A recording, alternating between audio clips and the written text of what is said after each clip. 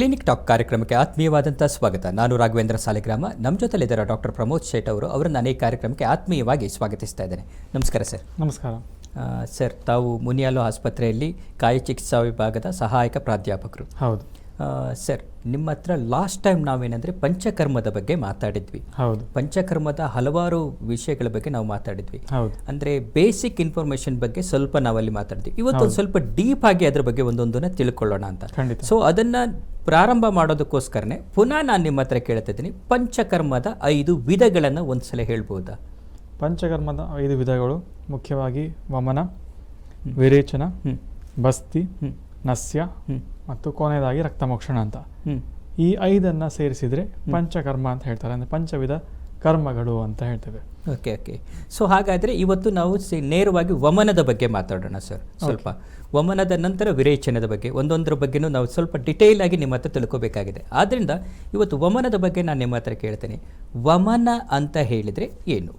ವಮನ ಅಂದರೆ ಆಯುರ್ವೇದದ ಭಾಷೆಯಲ್ಲಿ, ಸಂಸ್ಕೃತದಲ್ಲಿ ವಾಂತಿ ಮಾಡಿಸುವುದು ಅಂತ. ಅಂದರೆ ಯಾವಾಗ ಮಾಡ್ತಾರಂದರೆ ಮನುಷ್ಯನಲ್ಲಿ ಅಥವಾ ಯಾವುದೇ ವ್ಯಕ್ತಿಯಲ್ಲಿ ಕಫದೋಷದ ಸಂಬಂಧಿತ ಯಾವುದೇ ಕಾಯಿಲೆಗಳು ಬಂದಾಗ ಅದನ್ನು ಹೊರಗೆ ತೆಗೆಯಲು ವಮನ ಅಂತ ಒಂದು ಪ್ರಕ್ರಿಯೆ ಅಂತ ಹೇಳ್ತೇವೆ. ಅದರಿಂದ ನಾವು ವಮನ ಅಂತ ಹೇಳ್ತೇವೆ.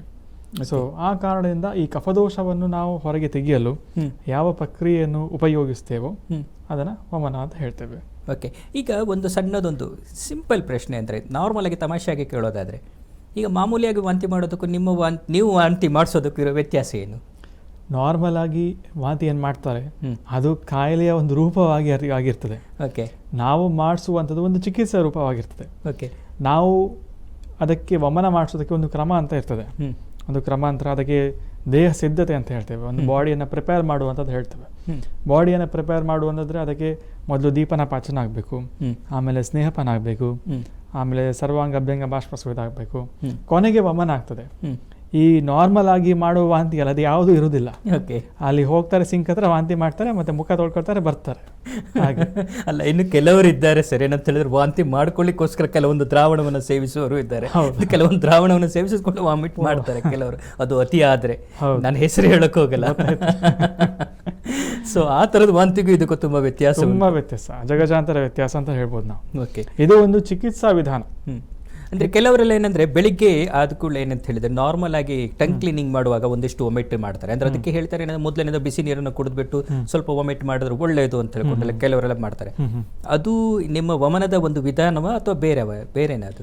ಅದು ವಮನದ ವಿಧಾನಕ್ಕಿಂತ ಖಂಡಿತ ಬೇರೆ. ಯಾಕಂದರೆ ನಮ್ಮಲ್ಲಿ ನಾವು ವಿಧಗಳ ಬಗ್ಗೆ ಮಾತಾಡಲಿಕ್ಕೆ ಇದ್ದೇವೆ. ವಿಧಗಳ ಬಗ್ಗೆ ಮಾತಾಡುವಾಗ ಸದ್ಯ ವಮನ ಇದೆ, ಅದು ಕಾಯಿಲೆ ಅನುಗುಣವಾಗಿ ಅಂತ. ಯಾವುದಾದ್ರೂ ಕಫದೋಷ ಪ್ರಕೋಪದ ಇರುವಂಥ ಕಾಯಿಲೆಗಳು ಯಾವಾದರೂ ಇದ್ದಾಗ ಆವಾಗ ಒಂದು ಮಾಡುವ ಪ್ರಕ್ರಿಯೆ. ನಾರ್ಮಲ್ ಆಗಿ ಏನು ಹೇಳ್ತೇವೆ ನಾವು, ಬಾಯಿಯೊಳಗೆ ಬೆಳಗ್ಗೆ ಬ್ರಷ್ ಮಾಡಿದ ಮೇಲೆ, ಹಲ್ಲುಜ್ಜಿದ ಮೇಲೆ ನಾಲಿಗೆ ಕ್ಲೀನ್ ಮಾಡುವಾಗ ಏನಾಗ್ತದೆ, ನಮ್ಮ ಗಂಟಲಲ್ಲಿರುವ ಕೆಲವು ನರಗಳು ಅದು ಆಕ್ಟಿವೇಟ್ ಆಗ್ತವೆ. ಅದು ಆಕ್ಟಿವೇಟ್ ಆದಾಗ ಗ್ಯಾಗ್ ರಿಫ್ಲೆಕ್ಸ್ ಅಂತ ಹೇಳ್ತೇವೆ. ಆ ಗ್ಯಾಗ್ ಆದಾಗ ಏನು ಬಾಯಿಯಲ್ಲಿ ಎಂಜುಲರ್ ಅಂತ ಏನು ಅಥವಾ ಏನು ದ್ರವ ಏನಿರ್ತದೆ ಅದು ಹೊರಗೆ ಬರುವಂಥದ್ದು, ಆ ರಿಫ್ಲೆಕ್ಸಿಂದ ಹೊರಗೆ ಬರುವಂಥದ್ದು. ಇದರಲ್ಲಿ ನಾವು ವಮನದಲ್ಲಿ ಏನು ಹೇಳ್ತೇವೆ, ಔಷಧಿಯನ್ನು ಸೇವನೆ ಮಾಡ್ತೇವೆ. ಔಷಧಿಯನ್ನು ಸೇವನೆ ಮಾಡಿ ಆ ಔಷಧಿ ಹೊಟ್ಟೆ ಒಳಗೆ ಹೋದಾಗ ವಾಂತಿ ಆಗುವಂಥದ್ದು. ಹಾಗೆ. ಓಕೆ. ಆದರೆ ಇನ್ನೂ ಒಂದು ಸಣ್ಣದೊಂದು ಡೌಟ್ ಇದೆ ಸರ್, ಈ ವಾಂತಿಯ ಬಗ್ಗೆ ಒಂದು ಸ್ವಲ್ಪ ನಾನು ಅಂದರೆ ಕ್ಲಾರಿಫೈ ಮಾಡ್ಕೊಳ್ಳಿಕ್ಕೋಸ್ಕರ ಕೇಳ್ತಾ ಇದ್ದೇನೆ. ಕೆಲವೊಂದು ಕಡೆಯಲ್ಲಿ ಏನಂದರೆ ಮದ್ದು ಹಾಕುವುದು ಅನ್ನುವಂಥ ಒಂದು ಶಬ್ದವನ್ನು ಕೇಳಿದ್ರೆ, ಮದ್ದು ಹಾಕಿದ್ರೆ ಅದನ್ನು ತೆಗೆಸ್ಕೊಳ್ಳಿಕ್ಕೆ ಹೋಗುವಂಥದ್ದು ಅಂತ ಇರುತ್ತೆ. ಅಲ್ಲಿ ಹೋದಾಗ ಅಲ್ಲಿ ಏನಂತ ಹೇಳಿದ್ರೆ ಅಲ್ಲಿ ವಾಂತಿ ಮಾಡಿಸೋದಿರೋ ಕ್ರಮಗಳನ್ನೆಲ್ಲ ಕೆಲವರು ಹೇಳ್ತಾರೆ. ವಾಂತಿ ಮೂಲಕ ತೆಗಿಸ್ತಾರೆ, ಕೆಲವರು ಬೇದಿ ಮೂಲಕ ತೆಗಿಸ್ತಾರೆ, ಇನ್ನು ಬೇರೆ ಬೇರೆ ವಿಧಾನಗಳಂತೆಲ್ಲ ಹೇಳೋದನ್ನ ಕೇಳಿದ್ವಿ. ಸೊ ಅದು ಒಂದು ರೀತಿಯಲ್ಲಿ ವಮನದ ಚಿಕಿತ್ಸೆ, ಒಂದು ರೀತಿಯಲ್ಲಿ ವಮನದ ಚಿಕಿತ್ಸೆ, ಒಂದು ರೀತಿಯ ವಮನದ ಚಿಕಿತ್ಸೆ. ಈಗ ನೀವು ಹೇಳಿದ್ರಿ ವಿಧಗಳು ಅಂತ ಹೇಳಿದಾಗ ವಿಧಗಳ ಬಗ್ಗೆ ನಾವು ಮಾತಾಡ್ಲಿಕ್ಕಿದ್ದೇವೆ ಅಂತ ಹೇಳಿದ್ರಿ. ಅಂದ್ರೆ ವಮನದಲ್ಲಿ ವಿಧಗಳಿದೆ ಅಂತ ಆಯ್ತು. ಒಂದು ನೀವು ಸದ್ಯ ವಮನ ಅಂತ ಹೇಳಿದ್ರಿ, ಇನ್ನೊಂದು ಯಾವುದು ಕ್ರಮತಃ ವಮನವ? ಹೌದು, ಇನ್ನೊಂದು ಕ್ರಮತಃ ವಮನ. ಓಕೆ. ಈ ಸದ್ಯ ವಮನಕ್ಕೂ ಕ್ರಮತಃ ವಮನಕ್ಕೂ ಏನಾದರೂ ವ್ಯತ್ಯಾಸ ಇದೆಯಾ? ಸದ್ಯ ವಮನ ಏನಂತ ಹೇಳ್ತೇವೆ ನಾವು, ಅದನ್ನು ನಾವು ವಿದೌಟ್ ಎನಿ ಪ್ರಿಪರೇಷನ್, ಅಥವಾ ಪೇಷಂಟ್ ಯಾವಾಗಲೂ ಅಥವಾ ಯಾರು ವ್ಯಕ್ತಿ active phase of an illness ಅಂತ ಹೇಳುವಾಗ ಅವರಲ್ಲಿ ಸಿಂಪ್ಟಮ್ ಕಾಣ್ತಾ ಉಂಟು, ಆಯಿತಾ, ಸಿಂಪ್ಟಮ್ ಕಾಣ್ತಾ ಉಂಟು, ಆ ಫೇಸಲ್ಲಿ ಅಥವಾ ಆ ಕಂಡೀಷನಲ್ಲಿ ಅಥವಾ ಆ ಸಿಚುವೇಷನಲ್ಲಿ ನಾವೇನು ಮಾಡಿಸ್ತೇವೆ ಅದನ್ನು ಸದ್ಯ ವಮನ ಅಂತ ಹೇಳ್ತೇವೆ. ಅದಕ್ಕೆ ಬೇರೆ ಯಾವುದು ಯಾವುದು ನಾ ಸ್ನೇಹನ ಅಂತ ಹೇಳಿದ್ದೇವೆ, ಸ್ವೇದ ಅಂತ ಹೇಳಿದ್ದೇವೆ, ಆ ರೀತಿ ಯಾವುದು ಪ್ರಿಪರೇಷನ್ ಅಂತ ಬೇಕಾಗಿರೋದಿಲ್ಲ. ಹಾಗೆ ಅಂದರೆ ಏನಾದರೂ ಎಮರ್ಜೆನ್ಸಿ ಸಂದರ್ಭಗಳಲ್ಲಿ ನೀವು ಬಳಸುವಂಥದ್ದು ಸದ್ಯವೇಮನ? ಖಂಡಿತ. ಅಂದರೆ ಏನಾದರೂ ನೆಸೆಸಿಟಿ ಇದೆ, ಈಗ ಇಮಿಡಿಯೇಟ್ ಆ ವ್ಯಕ್ತಿಗೆ ಏನಾದರೂ ಬ್ರೀದಿಂಗ್ ಸಮಸ್ಯೆ ಇದ್ದಾಗ ಬೇಕಾದರೆ ಅಂತ. ಖಂಡಿತ. ಓಕೆ. ಸೊ ಈಗ ಕ್ರಮತಃ ವಮನದಲ್ಲಿ ನೀವು ಹೇಳಿದ್ರಿ, ಈಗ ಏನಂತ ಹೇಳಿದ್ರೆ ಸ್ನೇಹನ ಮಾಡ್ತೀವಿ, ಸ್ವೇದನ ಮಾಡಿಸ್ತೀವಿ ಅಂತೆಲ್ಲ ಹೇಳಿದ್ರಿ.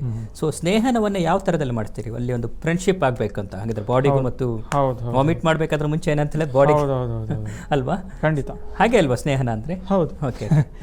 ಸೊ ಏನಾಗ್ತದೆ, ಈ ಪ್ರೊಸೀಜರ್ ಏನು ಮಾಡೋ ಮುಂಚೆ ನಾವು ಬಾಡಿಯನ್ನು ಪ್ರಿಪೇರ್ ಮಾಡೋಕ್ಕೋಸ್ಕರ ಸ್ನೇಹನ ಅಂತ ಹೇಳಿದ್ವಿ. ಸ್ನೇಹನ ಅಂದರೆ ಅದರಲ್ಲಿ ಕೆಲವು ಕಂಪೋನೆಂಟ್ ಉಂಟು. ಫಸ್ಟ್ ಕಂಪೋನೆಂಟ್ ಅಂದರೆ ಸ್ನೇಹಪಾನ, ಅಂದರೆ ಔಷಧಿಯುಕ್ತ ತುಪ್ಪವನ್ನು ಕುಡಿಸುವಂಥದ್ದು. ತುಪ್ಪ ಮಾತ್ರ ಅಲ್ಲ, ಆಯುರ್ವೇದ ಶಾಸ್ತ್ರದಲ್ಲಿ ತೈಲವನ್ನು ಕುಡಿಸುವಂಥ ಕ್ರಮ ಕೂಡ ಇದೆ, ವಸವನ್ನು ಕುಡಿಯೋ ಕ್ರಮ ಇದೆ, ಮಜ್ಜಾವನ್ನು ಸೇವನೆ ಮಾಡುವ ಕ್ರಮ ಸಹ ಇದೆ. ಆದರೂ ಈ ಜಾಗತಿಕ ಮಟ್ಟದಲ್ಲಿ ತುಪ್ಪ ಮತ್ತು ತೈಲ ತುಂಬ ಕಾಮನ್. ಅದರಲ್ಲಿ ನಾವು ಒಂದು 90% ತುಪ್ಪ ಕುಡಿಯೋದು ತುಂಬ ಕಾಮನ್ ಅಂತ ಹೇಳ್ಬೋದು ನಾವು. ಸೊ ಏನು ಮಾಡ್ತೇವೆ, ಮನುಷ್ಯ ಅಥವಾ ಯಾರಾದರೂ ವ್ಯಕ್ತಿ ನಮ್ಮಲ್ಲಿ ಬಂದಾಗ ಅಸೆಸ್ಮೆಂಟ್ ಮಾಡ್ತೇವೆ. ಅವನು ಯಾವ ಪ್ರಕೃತಿ ಅಂತ, ಪ್ರಕೃತಿಯನ್ನು ಅಸೆಸ್ ಮಾಡಿ ಅವನ ಕೋಷ್ಟ ಹೇಗಿದೆ ಅಂತ, ಅಂದರೆ ಅವನು ಗಟ್ ನೇಚರ್ ಹೇಗಿದೆ ಅಂತ ನಾವು ಅಸೆಸ್ ಮಾಡ್ತೇವೆ.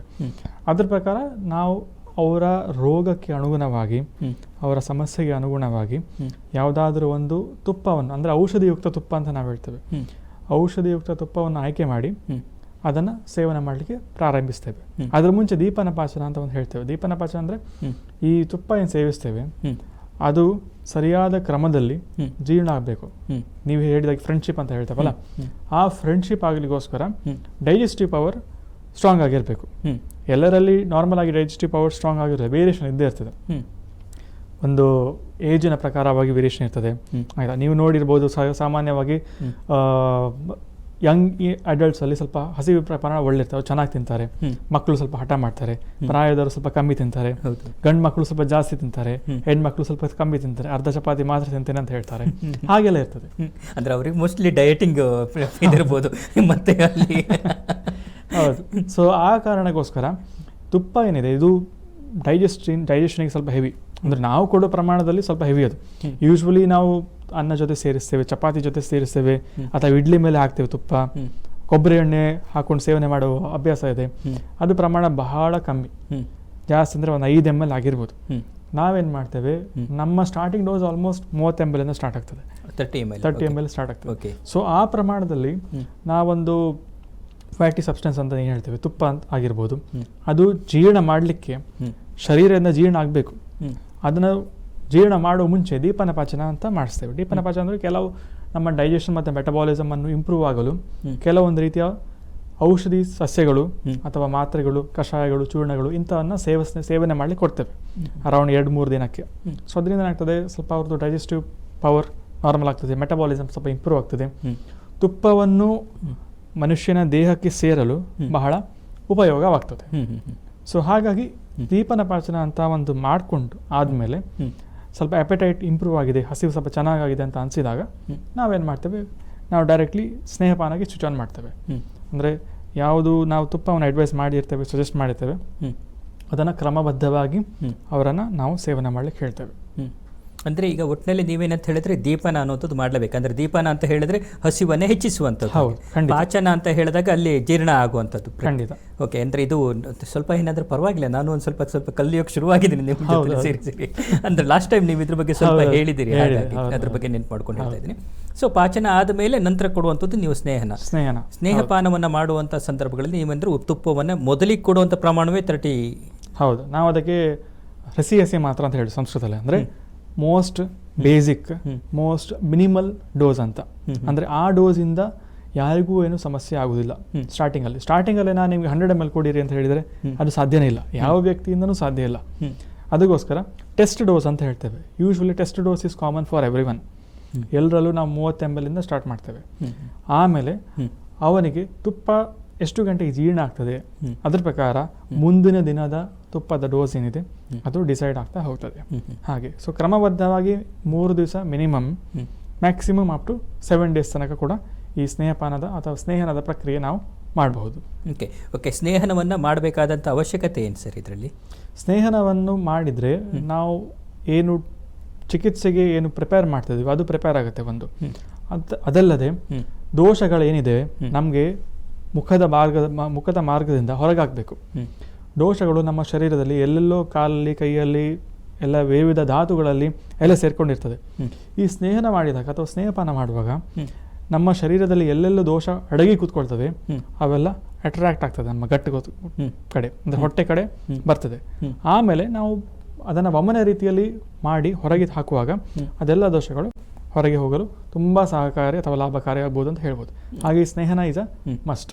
ಓಕೆ, ಅಂದರೆ ಈಗ ನಾವೇನಾದರೂ ತುಪ್ಪ ಕುಡಿಯೋದ್ರಿಂದ ಏನಂತ ಹೇಳಿದ್ರೆ ನಮ್ಮ ದೇಹದ ಬೇರೆ ಬೇರೆ ಭಾಗದಲ್ಲಿರುವಂಥ ದೋಷವನ್ನು ಅದು ಅಟ್ರಾಕ್ಟ್ ಮಾಡುವಂಥ ಶಕ್ತಿ ಇದೆ ಅದಕ್ಕೆ? ಹೌದು, ಖಂಡಿತ. ಅಂದರೆ ನೀವು ಹೇಳಿದ್ರಲ್ಲ ಔಷಧಿ ಪೂರಕ. ಹೌದೌದು, ಔಷಧಿಯುಕ್ತ ತುಪ್ಪ. ಸಾಮಾನ್ಯವಾಗಿ ಲಾಸ್ಟ್ ಎಪಿಸೋಡ್ ಕೂಡ ನಾನು ಹೇಳಿದೆ, ಈ ನಂದಿನಿ ತುಪ್ಪ ಆಗಲಿ ಅಥವಾ ಬೇರೆ ರೀತಿ ತುಪ್ಪಗಾಗಿ ಮತ್ತೆ ನಾವು ಒಂದು ಸಂಸ್ಕಾರಯುತವಾಗಿ ಮಾಡುವ ತುಪ್ಪಕ್ಕೆ ಬಹಳ ವ್ಯತ್ಯಾಸ ಉಂಟು. ಸೊ ಇದಕ್ಕೆ ನಾವೇನು ಮಾಡ್ತೇವೆ, ತುಪ್ಪವನ್ನು ನಾನು ಒಂದು ಶಾರ್ಟ್ ಆಗಿ ಹೇಳೋದಾದರೆ, ನಾರ್ಮಲ್ ಏನು ಅಥವಾ ಸಾಮಾನ್ಯ ರೂಪವಾಗಿ ಏನು ತುಪ್ಪ ಸಿಗ್ತದೆ ಅದನ್ನು ನಾವು ಮೂರ್ಛನ ಅಂತ ಒಂದು ಪ್ರಾಸೆಸ್ಗೆ ಸಬ್ಜೆಕ್ಟ್ ಮಾಡ್ತೇವೆ. ಅಂದರೆ ತುಪ್ಪದಲ್ಲಿರುವಂತಹ ಟಾಕ್ಸಿನ್ಗಳು ಏನೇನು ಇದ್ದರೆ ಅಥವಾ ಕಲ್ಮಶ ಅಂತ ಹೇಳ್ಬೋದು, ಅಂದರೆ ಅದನ್ನು ನಾವು ಹೋಗಲಾಡಿಸಲು ಈ ಒಂದು ಮೂರ್ಛನ ಪ್ರಕ್ರಿಯೆ ಮಾಡಿ ಆಮೇಲೆ ಇದಕ್ಕೆ ಔಷಧಿಯುಕ್ತ ಸಸ್ಯಗಳು ಎಲ್ಲ ಸೇರಿಸಿ ಅದನ್ನು ಪಾಕ ಮಾಡಿ ಸಂಸ್ಕಾರ ಮಾಡಿ ಆಮೇಲೆ ಅದು ತುಪ್ಪ ತಯಾರಾಗ್ತದೆ. ಓಕೆ, ಹಾಗಾದರೆ ಮರುಳಾದ ಶುದ್ಧ ತುಪ್ಪ, ಈ ಥರದ್ದೆಲ್ಲ ಶುದ್ಧ ತುಪ್ಪಗಳೆಲ್ಲ ಅನ್ನುವಂಥದ್ದಲ್ಲಿ ಕೆಲಸಕ್ಕೆ ಬರೋದೇ ಇಲ್ಲ. ಔಷಧಿ ಈ ಪ್ರಕ್ರಿಯೆಗಳಿಗಂತೂ ಕೆಲಸ ಆಗೋದೇ ಇಲ್ಲ. ಹೌದು, ಯಾವುದೇ ಪ್ರಕ್ರಿಯೆ ಅನ್ನೋದು ಈ ವಮನಕ್ಕೆ ಆಗೋದಿಲ್ಲ.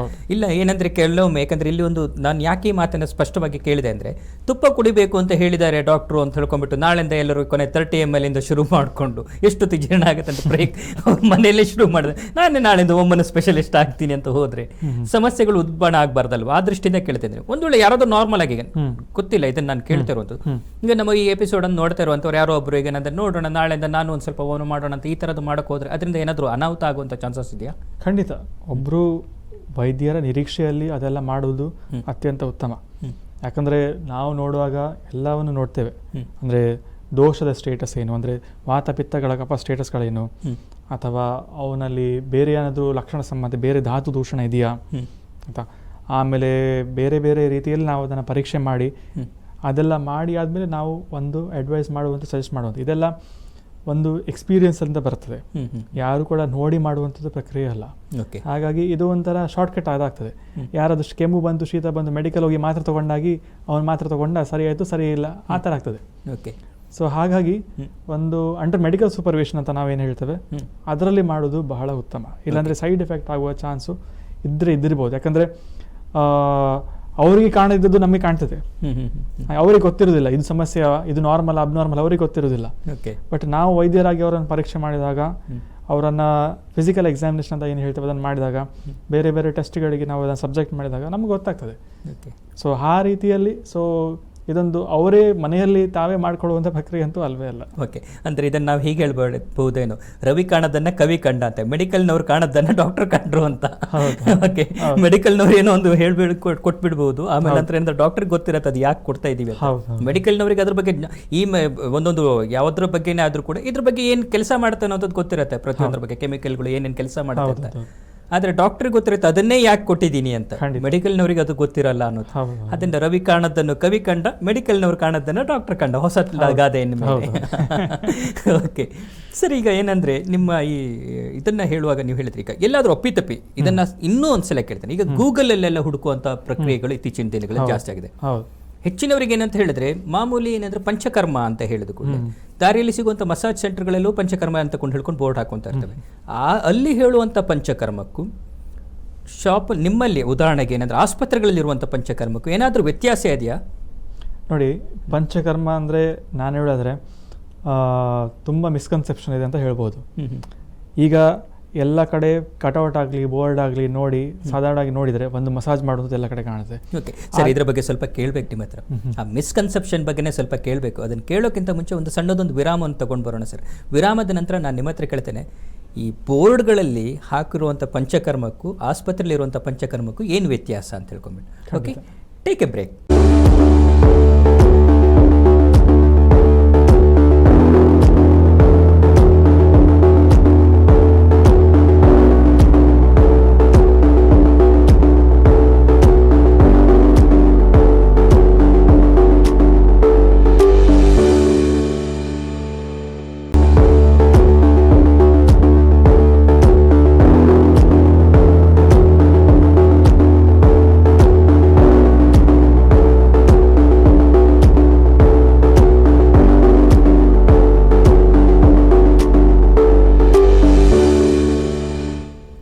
ವಿರಾಮದ ನಂತರ ಕ್ಲಿನಿಕ್ ಟಾಕ್ಗೆ ಆತ್ಮೀಯವಾದಂಥ ಸ್ವಾಗತ. ನಾನು ರಾಘವೇಂದ್ರ ಸಾಲಿಗ್ರಾಮ. ನಮ್ಮ ಜೊತೆಲಿದ್ದರು ಡಾಕ್ಟರ್ ಪ್ರಮೋದ್ ಶೇಟ್ ಅವರು. ಅವರನ್ನು ನಾನು ಈ ಕಾರ್ಯಕ್ರಮಕ್ಕೆ ಮತ್ತೊಮ್ಮೆ ಆತ್ಮೀಯವಾಗಿ ಸ್ವಾಗತಿಸ್ತಾ ಇದ್ದೇನೆ. ನಮಸ್ಕಾರ ಸರ್. ನಮಸ್ಕಾರ ಸರ್, ಈ ಬ್ರೇಕಿಗಿಂತ ಮುಂಚೆ ನಾವು ಮಾತಾಡ್ತಾ ಇರುವಾಗ ನಾನು ಕೇಳಿದೆ ಸರ್, ಹಲವು ಕಡೆಗಳಲ್ಲಿ ಏನಂತ ಹೇಳಿದ್ರೆ ಇತ್ತೀಚೆಗೆ ಏನಂತ ಹೇಳಿದ್ರೆ ಪಂಚಕರ್ಮ ಅಂತ ಹೇಳ್ಕೊಂಡು ಬೋರ್ಡ್ ಹಾಕ್ಕೊಂಡಿರ್ತಾರೆ. ಮಸಾಜ್ ಸೆಂಟರ್ ಅಂತಲೂ ಕೂಡ ಅದ್ರ ಜೊತೆಲಿ ಹಾಕೊತಾರೆ. ಸೊ ಅದಕ್ಕೂ ಆಸ್ಪತ್ರೆಯ ಪಂಚಕರ್ಮಕ್ಕೂ ಏನು ವ್ಯತ್ಯಾಸ ಅಂತ, ಸೊ ಅದ್ರ ಬಗ್ಗೆ ನೀವು ಹೇಳ್ತಾ ಇದ್ರಿ. ಹೌದು. ಈಗ ಸಾಮಾನ್ಯವಾಗಿ ಜನರಿಗೆ ಈ ಬೋರ್ಡ್ ಎಲ್ಲ ನೋಡಿದಾಗ ಏನನ್ಸುತ್ತೆ, ಪಂಚಕರ್ಮ ಅಂದರೆ ಮಸಾಜ್ ಹಾಗೆ ಅಂತ ಒಂದು ಮಿಸ್ಕನ್ಸೆಪ್ಷನ್ ಇದೆ. ಓಕೆ, ಪಂಚಕರ್ಮ ಅಂದರೆ ಮಸಾಜ್ ಮಾತ್ರ. ನಾನು ಶುರುವಾಗಿ ಹೇಳಿದ ಪ್ರಕಾರ ಪಂಚಕರ್ಮ ಅಂದರೆ 5 ವಿಧದ ಕರ್ಮಗಳು, ಅಂದರೆ ವಮನ, ವಿರೇಚನ, ಬಸ್ತಿ, ನಸ್ಯ ಮತ್ತು ರಕ್ತಮೋಕ್ಷಣ. ಹಾಗಾಗಿ ಎಷ್ಟೋ ಸಲ ಏನಾಗ್ತದೆ, ಜನರನ್ನು ಪಂಚಕರ್ಮ ಅಂದರೆ ಮಸಾಜ್ ಅಲ್ಲ ಅಂತೂ ಫಸ್ಟಿಗೆ ನಾವು ಕನ್ವಿನ್ಸ್ ಮಾಡಲಿಬೇಕಾಗ್ತದೆ. ಬಂದಾಗ ಫಸ್ಟ್ ಬಂದು ಪಂಚಕರ್ಮ ಮಾಡಿಸ್ಬೇಕು ಅಂತ, ಪಂಚಕರ್ಮದಲ್ಲಿ ಯಾವ್ದು ಮಾಡಿಸ್ಬೇಕು ಅಂತ ನಮ್ಮ ನೆಕ್ಸ್ಟ್ ಕೌಂಟರ್ ಪ್ರಶ್ನೆ ಆಗಿರ್ತದೆ. ಆವಾಗ ಅವ್ರು ಬ್ಲ್ಯಾಂಕ್, ಎಂತ ಮಾಡೋದು ಗೊತ್ತಿಲ್ಲ ಅಂತ ಹೇಳ್ತಾರೆ. ಆಮೇಲೆ ನಾವು ಅವ್ರ ಹಿಸ್ಟ್ರಿ ತಗೊಂಡು ಅವ್ರಿಗೇನು ಸಮಸ್ಯೆ ಇದೆ, ಅದಕ್ಕೇನು ಚಿಕಿತ್ಸೆ ಬೇಕು, ಅದಕ್ಕೇನು ಪಂಚಕರ್ಮ ಬೇಕಾ ಅಥವಾ ಉಪಕ್ರಮಗಳು ಸಾಕ. ಉಪಕ್ರಮಗಳಂದ್ರೆ ನಾ ಈಗ ಸಾಮಾನ್ಯವಾಗಿ ಬೋರ್ಡಲ್ಲಿ ಇರ್ತವೆ, ಇದು ಕಾಣ್ತದೆ, ಮಸಾಜ್ ಆಗಲಿ ಅಂದರೆ ಅಭ್ಯಂಗ ಆಗಲಿ ನಾವು ಹೇಳ್ತೇವೆ ಸಂಸ್ಕೃತದ ಭಾಷೆಯಲ್ಲಿ ಹೇಳೋದ್ರೆ, ಅಥವಾ ಶಿರೋಧಾರ ಆಗಲಿ, ಅವೆಲ್ಲಗಳು ಉಪಕ್ರಮ ಅಂತ ಹೇಳ್ತೇವೆ ನಾವು. ಅಂದರೆ ಅದು ಮೇನ್ ಪ್ರೊಸೀಜರ್ ಒಳಗೆ ಬರೋದಿಲ್ಲ, ಸಬ್ ಪ್ರೊಸೀಜರ್ಸ್ ಆಗಿ ಅದನ್ನು ಹೇಳ್ಬೋದು. ಹಾಗೆ ಮಸಾಜ್ ಸೆಂಟ್ರಲ್ಲಿ ಬರೀ ಮಸಾಜ್ ಮಾತ್ರ ಮಾಡ್ತಾರೆ, ಬೇರೆ ಅಂತ ಮಾಡೋದಿಲ್ಲ. ಸಾಮಾನ್ಯವಾಗಿ ಕ್ಲಿನಿಕ್ಕಿಗೆ ಕನೆಕ್ಟ್ ಆಗಿರುವಂಥ ಒಂದು ಪಂಚಕರ್ಮ ಕೇಂದ್ರವಾಗಲಿ ಅಥವಾ ಆಸ್ಪತ್ರೆಯಲ್ಲಿರುವಂಥ ಪಂಚಕರ್ಮ ಕೇಂದ್ರವಾಗಲಿ ಅಲ್ಲಿ ನಿಜವಾದ ಪಂಚಕರ್ಮ ಆಗುವಂಥದ್ದು. ಅಂದರೆ ಈ ವಮನಾದಿ ಪಂಚವಿಧ ಪಂಚಶೋಧನ ಕರ್ಮಗಳನ್ನು ಹೇಳ್ತೇವೆ, ಅದು ಆಗುವಂಥದ್ದು. ಸೊ ಹಾಗಾಗಿ ಎಲ್ಲದಕ್ಕೂ ಮಸಾಜಿಂದ ಏನು ಪರಿಹಾರ ಇಲ್ಲ. ಓಕೆ, ಗೊತ್ತಾಯ್ತಾ? ಅಂದ್ರೆ ನಮ್ಮಲ್ಲಿ ಏನಂದ್ರೆ ನಾವು ನಾರ್ಮಲ್ ಆಗಿ ನೋಡ್ತೀವಿ ಪಂಚಕರ್ಮ ಅಂತ ಹೇಳ್ಕೊಂಡು ಬೋರ್ಡ್ ಹಾಕಿರ್ತಾರೆ. ಕೇಳಿದ್ರೆ ಏನು ಪಂಚಕರ್ಮ ಚಿಕಿತ್ಸೆ ಏನೇನೆಲ್ಲ ಕೊಡ್ತೀರಿ? ಅವ್ರು ಹೇಳ್ತಾರೆ ಮಸಾಜ್ ಮಾಡ್ತೀವಿ, ಅದು ಎಣ್ಣೆಯಿಂದ ಇದು ಮಾಡ್ತೀವಿ, ಇಲ್ಲ ಅಂತ ಹೇಳಿದ್ರೆ ನಿಮಗೆ ಸ್ಟೋನ್ ಬಾತು, ಆ ಬಾತು, ಈ ಬಾತು ಅಂತ ಹೇಳ್ಕೊಂಡೆಲ್ಲ ಒಂದಿಷ್ಟು ಹೇಳ್ತಾ ಇರ್ತಾರೆ. ನಿಮಗೆ ನೋಡಿದ್ರೆ ಎಲ್ಲಿ ಗೊತ್ತಿಲ್ಲ, ನಿಮಗೆ ತುಂಬಾ ಉಂಟು, ನಮ್ಮಲ್ಲಿ ಬೇಕಾದಷ್ಟು ಉಂಟು. ಸ್ಟೀಮ್ ಬಾತಿಂದ ಹಿಡಿದು ಸೋನ್ ಬಾತ್, ಆ ಬಾತ್, ಈ ಬಾತು ಅಂತ ತಿಳ್ಕೊಂಡ್ಬಿಟ್ಟು ಅದೆಲ್ಲ ಮಾಡ್ತೀವಿ ನಾವು, ಅದೆಲ್ಲ ಪಂಚಕರ್ಮ ಅಂತ. ಸೊ ಹಾಗಾದ್ರೆ ಅದೆಲ್ಲ ಉಪಕ್ರಮಗಳು. ಹೌದು. ಓಕೆ, ಅಂದ್ರೆ ಯಾವುದೇ ಅದು ಮೈನ್ ಪಂಚಕರ್ಮ ಮೈನ್ ಸ್ಟ್ರೀಮ್ ಅಲ್ಲಿ ಬರುವಂತ ಪಂಚಕರ್ಮ ಅಲ್ಲ. ಹಾಗಾದ್ರೆ ಒಟ್ಟಿನಲ್ಲಿ ಏನಂದ್ರೆ ಮೈಲಿ ಬೆವರುಬರುವಾಗ ಮಾಡುವಂಥದ್ದು ಪಂಚಕರ್ಮ ಅಂತ ಹೇಳ್ತಾ ಇದ್ರೆ ಅದು ತಪ್ಪು. ಸೊ ಅಂದ್ರೆ ನಿಮ್ಮಲ್ಲಿರುವಂಥ ಪಂಚಕರ್ಮಕ್ಕೂ ಅದಕ್ಕೂ ತುಂಬಾನೇ ವ್ಯತ್ಯಾಸ ಇದೆ. ಹಾಗಾದ್ರೆ ಗೂಗಲ್ ಅಲ್ಲಿ ನೋಡಿಕೊಂಡು ಈ ಪಂಚಕರ್ಮ ಚಿಕಿತ್ಸೆ ಕೇಂದ್ರಗಳಿಗೆ ಹೋಗಿ ನಾನು ಪಂಚಕರ್ಮ ಚಿಕಿತ್ಸೆ ತಗೊಂಡೆ ಅಂತ ಹೇಳಿದ್ರೆ ಅದು ಸರಿಯಲ್ಲ. ಅಥವಾ ಅದರಿಂದ ತಗೊಂಡು ನನಗೆ ಪರಿಹಾರ ಆಗ್ಲಿಲ್ಲ ಅಂತಲೇ ಹೇಳಿ ವಾದ ಮಾಡೋ ಹಾಗೂ ಇಲ್ಲ. ಹಾಗೆ ಎಲ್ಲದನ್ನು ಹಾಗೆ ನಾವು ಸ್ಪಷ್ಟವಾಗಿ ಹೇಳ್ಬೇಕು. ಆಮೇಲೆ ಗೂಗಲ್ ಅಲ್ಲಿ ನೋಡ್ಕೊಂಡು ಓಕೆ ಹಾಗಾದ್ರೆ ನಿಜವಾದ ಪಂಚಕರ್ಮ ಏನು ಅಂತ ಈಗಲೇ ಗೂಗಲ್ ಮಾಡ್ಕೊಂಡ್ಬಿಟ್ಟು ಅದನ್ನು ಕೂಡ ಏನಂದ್ರೆ ಪ್ರಾಕ್ಟೀಸ್ ಮಾಡಂಗಿಲ್ಲ. ಅಯ್ಯೋ ವಮನವನ್ನ ಹೇಗೆ ಮಾಡುವುದು ಅಂತ ಹೇಳ್ಕೊಂಡು ಕಂಪ್ಲೀಟ್ ಓದ್ಕೊಂಡು ಆಮೇಲೆ ಇನ್ನೊಂದೇನೋ ಮಾಡಕ್ ಹೋಗಿ ಇನ್ನೊಂದೇನೋ ಸಮಸ್ಯೆ ಆಗುವಂತ ತೊಂದರೆಗಳು ಉಂಟು ಅಂತ ನೀವು ಹೇಳ್ತಾ ಇದ್ರಿ. ಎಷ್ಟೋ ಸಲ ಹಾಗೆ ಆಗ್ತದೆ. ಯೂಟ್ಯೂಬಲ್ಲಿ ಏನೋ ನೋಡ್ತಾರೆ, ಅಲ್ಲಿ ಇರುವಂಥವನ್ನು ಅವರು ತಮ್ಮಲ್ಲಿ ಪ್ರಯೋಗ ಮಾಡಲಿಕ್ಕೆ ಅಥವಾ ಅಟೆಂಪ್ಟ್ ಮಾಡ್ಲಿಕ್ಕೆ ಹೋಗಿ ಏನೇನೋ ಆಗಿದೆ ಎಷ್ಟು ಸಲ ಉಂಟು. ಹಾಗಾಗಿ ಇದನ್ನು ಯೂಟ್ಯೂಬಲ್ಲಿ ನೋಡಿಕೊಂಡು ಅಥವಾ ಗೂಗಲಲ್ಲಿ ನೋಡಿಕೊಂಡು ಪ್ರಾಕ್ಟೀಸ್ ಮಾಡಿಕೊಡೋ ಆಗಲಿ ಎಕ್ಸ್ಪೆರಿಮೆಂಟ್ ಮಾಡುವಂತಾಗಲಿ ಸಾಧ್ಯ ಇಲ್ಲವೇ ಇಲ್ಲ, ಮಾಡೋದು ಬೇಡ. ಓಕೆ, ಅಂದರೆ ಹೆಚ್ಚಿನವರಲ್ಲಿ ಒಂದು ಮಿಸ್ಕನ್ಸೆಪ್ಷನ್ ಕೂಡ ಇದೆ. ಯಾಕಂದರೆ ನೀವು ಲಾಸ್ಟ್ ಟೈಮ್ ಕೂಡ ಹೇಳಿದ್ದೀರಿ ಅದನ್ನೇನೆಂದರೆ ಆಯುರ್ವೇದ ಅಂತ ಹೇಳಿದ್ರೆ ಯಾವುದೇ ರೀತಿಯ ಸೈಡ್ ಎಫೆಕ್ಟ್ ಇಲ್ಲ ಅನ್ನುವಂಥ ಒಂದು ತಪ್ಪು ಗ್ರಹಿಕೆ ಎಲ್ಲರಲ್ಲಿ ಈಗ ಆಲ್ರೆಡಿ ಬಂದ್ಬಿಟ್ಟಿದೆ. ಆಯುರ್ವೇದ ಅಂದರೆ ಯಾವುದೇ ರೀತಿಯಲ್ಲಿ ಇದು ಸೈಡ್ ಎಫೆಕ್ಟ್ ಇಲ್ಲ, ಆದ್ದರಿಂದ ಏನು ಬೇಕಾದ್ರೂ ನಾವು ಮಾಡಬಹುದು, ಪ್ರಯೋಗ ಮಾಡ್ಕೋಬಹುದು ನಮ್ಮ ಮೇಲೆ ಅನ್ನುವಂಥ ಒಂದು ತಪ್ಪು ಕಲ್ಪನೆ ಅನ್ನುವಂಥದ್ದೇ ಜಾಸ್ತಿ ಆಗಿದೆ. ಪುನಃ ಹೇಳಿದೆ, ನಾನು ಅದನ್ನು 4 ಸಲ ಹೇಳಿದೆ ತಪ್ಪು ಕಲ್ಪನೆ ಅಂತ. ಸೊ ಆ ತಪ್ಪು ಕಲ್ಪನೆ ಇದ್ದಿದ್ರಿಂದನೇ ಅವ್ರೇನಂತ ಹೇಳಿದ್ರೆ ಅದನ್ನು ಪ್ರಯೋಗ ಮಾಡ್ಕೊತಾರ ಅಂತ. ಹೌದು, ಅದರಿಂದನೇ ಜಾಸ್ತಿ ದುಷ್ಪರಿಣಾಮಗಳಾಗತ್ತೆ ಅಂತ ಹೇಳ್ತೀವಿ. ಖಂಡಿತ. ಸೊ ಅದರಿಂದನೇ ಎಲ್ಲ ದುಷ್ಪರಿಣಾಮ ಆಗ್ತಾ ಇದೆ. ಸೊ ಅದನ್ನೇ ತಡೆಗಟ್ಟಲು ಅವರು ಒಂದು ತಜ್ಞ ವೈದ್ಯರಲ್ಲಿ ಸಲಹೆ ತಗೊಂಡು ಎದ್ರಲ್ಲಿ ಕೂತ್ಕೊಂಡು ವಾದ ವಿಮರ್ಶೆ ಮಾಡಿ ಅವರಿಗೆ ಏನು ಬೇಕು ಅದನ್ನು ಪಡ್ಕೊಂಡು ವೈದ್ಯರ ಒಂದು ನಿರೀಕ್ಷೆಯಲ್ಲಿ ಅದರ ಆರೈಕೆ ಆದರೆ ಮಾತ್ರ ಅದು ಸರಿಯಾದ ರೀತಿಯಲ್ಲಿ ಆಗ್ತದೆ. ಓಕೆ ಸರ್, ಈಗ ಸ್ನೇಹನವನ್ನು ನೀವು ಮಾಡ್ತೀರಿ ಒಮ್ಮನಕ್ಕಿಂತ ಮುಂಚೆ. ಸ್ನೇಹನ ಆದಮೇಲೆ ಏನು ಮಾಡ್ತೀರಿ? ಸ್ನೇಹನ ಆದಮೇಲೆ ನಾವು ಸ್ನಿಗ್ಧ ಸ್ವೇದ ಅಥವಾ ಸ್ವೇದನ ಅಂತ ಹೇಳ್ತೀವಿ ನಾವು. ಅಂದರೆ ಒಂದು ತೈಲದಿಂದ ಅಥವಾ ಘೃತದಿಂದ ಸರ್ವಾಂಗ ಅಭ್ಯಂಗ ಮಾಡ್ತೇವೆ. ಅದರ ನಂತರ ಒಂದು ಬಾಷ್ಪ ಸ್ವೇದ ಅಂತ ಮಾಡ್ತೇವೆ. ಬಾಷ್ಪ ಸ್ವೇದ ಅಂದರೆ ಸಾಧಾರಣವಾಗಿ ಸ್ಟೀಮ್ ಬಾಕ್ಸ್ ಅಂತ ಹೇಳ್ತೇವೆ ನಾವು. ಸ್ಟೀಮ್ ಬಾಕ್ಸ್ ಒಳಗೆ ಕಷಾಯ ಇರ್ತದೆ, ಅಂದರೆ ನಾರ್ಮಲ್ ಸ್ಟೀಮ್ ಇರೋದಿಲ್ಲ, ಅದು ಒಂದು ಔಷಧಿ ಗುಣಯುಕ್ತ ಕಷಾಯಗಳು, ಅದರಿಂದ ಸ್ಟೀಮ್ ಬರ್ತಾ ಇರುತ್ತೆ. ಆ ಸ್ಟೀಮಿಂದ ಅವರಿಗೆ ಸ್ವೆಟ್ಟಿಂಗ್ ಆಗ್ತದೆ. ಸೊ ಅದಕ್ಕೆ ನಾವು ಸ್ವೇದನ ಕರ್ಮ ಅಂತ ಹೇಳ್ತೇವೆ. ಸೊ ಇದು ಕೂಡ ಸ್ನೇಹನ ಕರ್ಮ ಹೇಗೆ ಬಾಡಿಯಲ್ಲಿರುವಂಥ ಅಥವಾ ಶರೀರದಲ್ಲಿರುವಂಥ ಈ ಬೇರೆ ಬೇರೆ ಕಲ್ಮಶಗಳನ್ನು ಹೇಗೆ ಅಟ್ರಾಕ್ಟ್ ಮಾಡಲಿಕ್ಕೆ ಅಥವಾ ಹೊಟ್ಟೆಯ ಭಾಗಕ್ಕೆ ತರಕ್ಕೆ ಹೇಗೆ ಸಹಾಯ ಮಾಡ್ತಾವೋ ಹಾಗೆ ಕೂಡ ಸ್ವೇದನ ಕೂಡ ಈ ಪ್ರೊಸೆಸ್ಸನ್ನು ಫಾಸ್ಟ್ ಮಾಡಲಿಕ್ಕೆ ಸ್ಪೀಡಪ್ ಮಾಡಲಿಕ್ಕೆ ಹೆಲ್ಪ್ ಆಗ್ತದೆ. ಸೊ ಹಾಗಾಗಿ ಸ್ನೇಹನದ ನಂತರ ನಾವು ಸ್ವೇದನವನ್ನು ಖಂಡಿತ ಮಾಡಲೇಬೇಕು.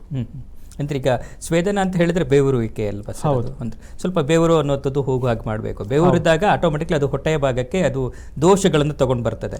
ಇಲ್ಲ ಅಂದ್ರೆ ಬೇವರಿನ ಮೂಲಕ ಹೊರಗಡೆ ಹೋಗ್ತದೆ. ಹೌದು ಅಲ್ವಾ ಸರ್? ಖಂಡಿತ. ಓಕೆ, ಈ ಸ್ವೇದನದ ನಂತರ ಮಾಡುವಂಥದ್ದು ವಮನನ? ಸ್ವೇದನದ ನಂತರ ಮಾಡುವಂಥದ್ದೇ ವಮನ. ಓಕೆ.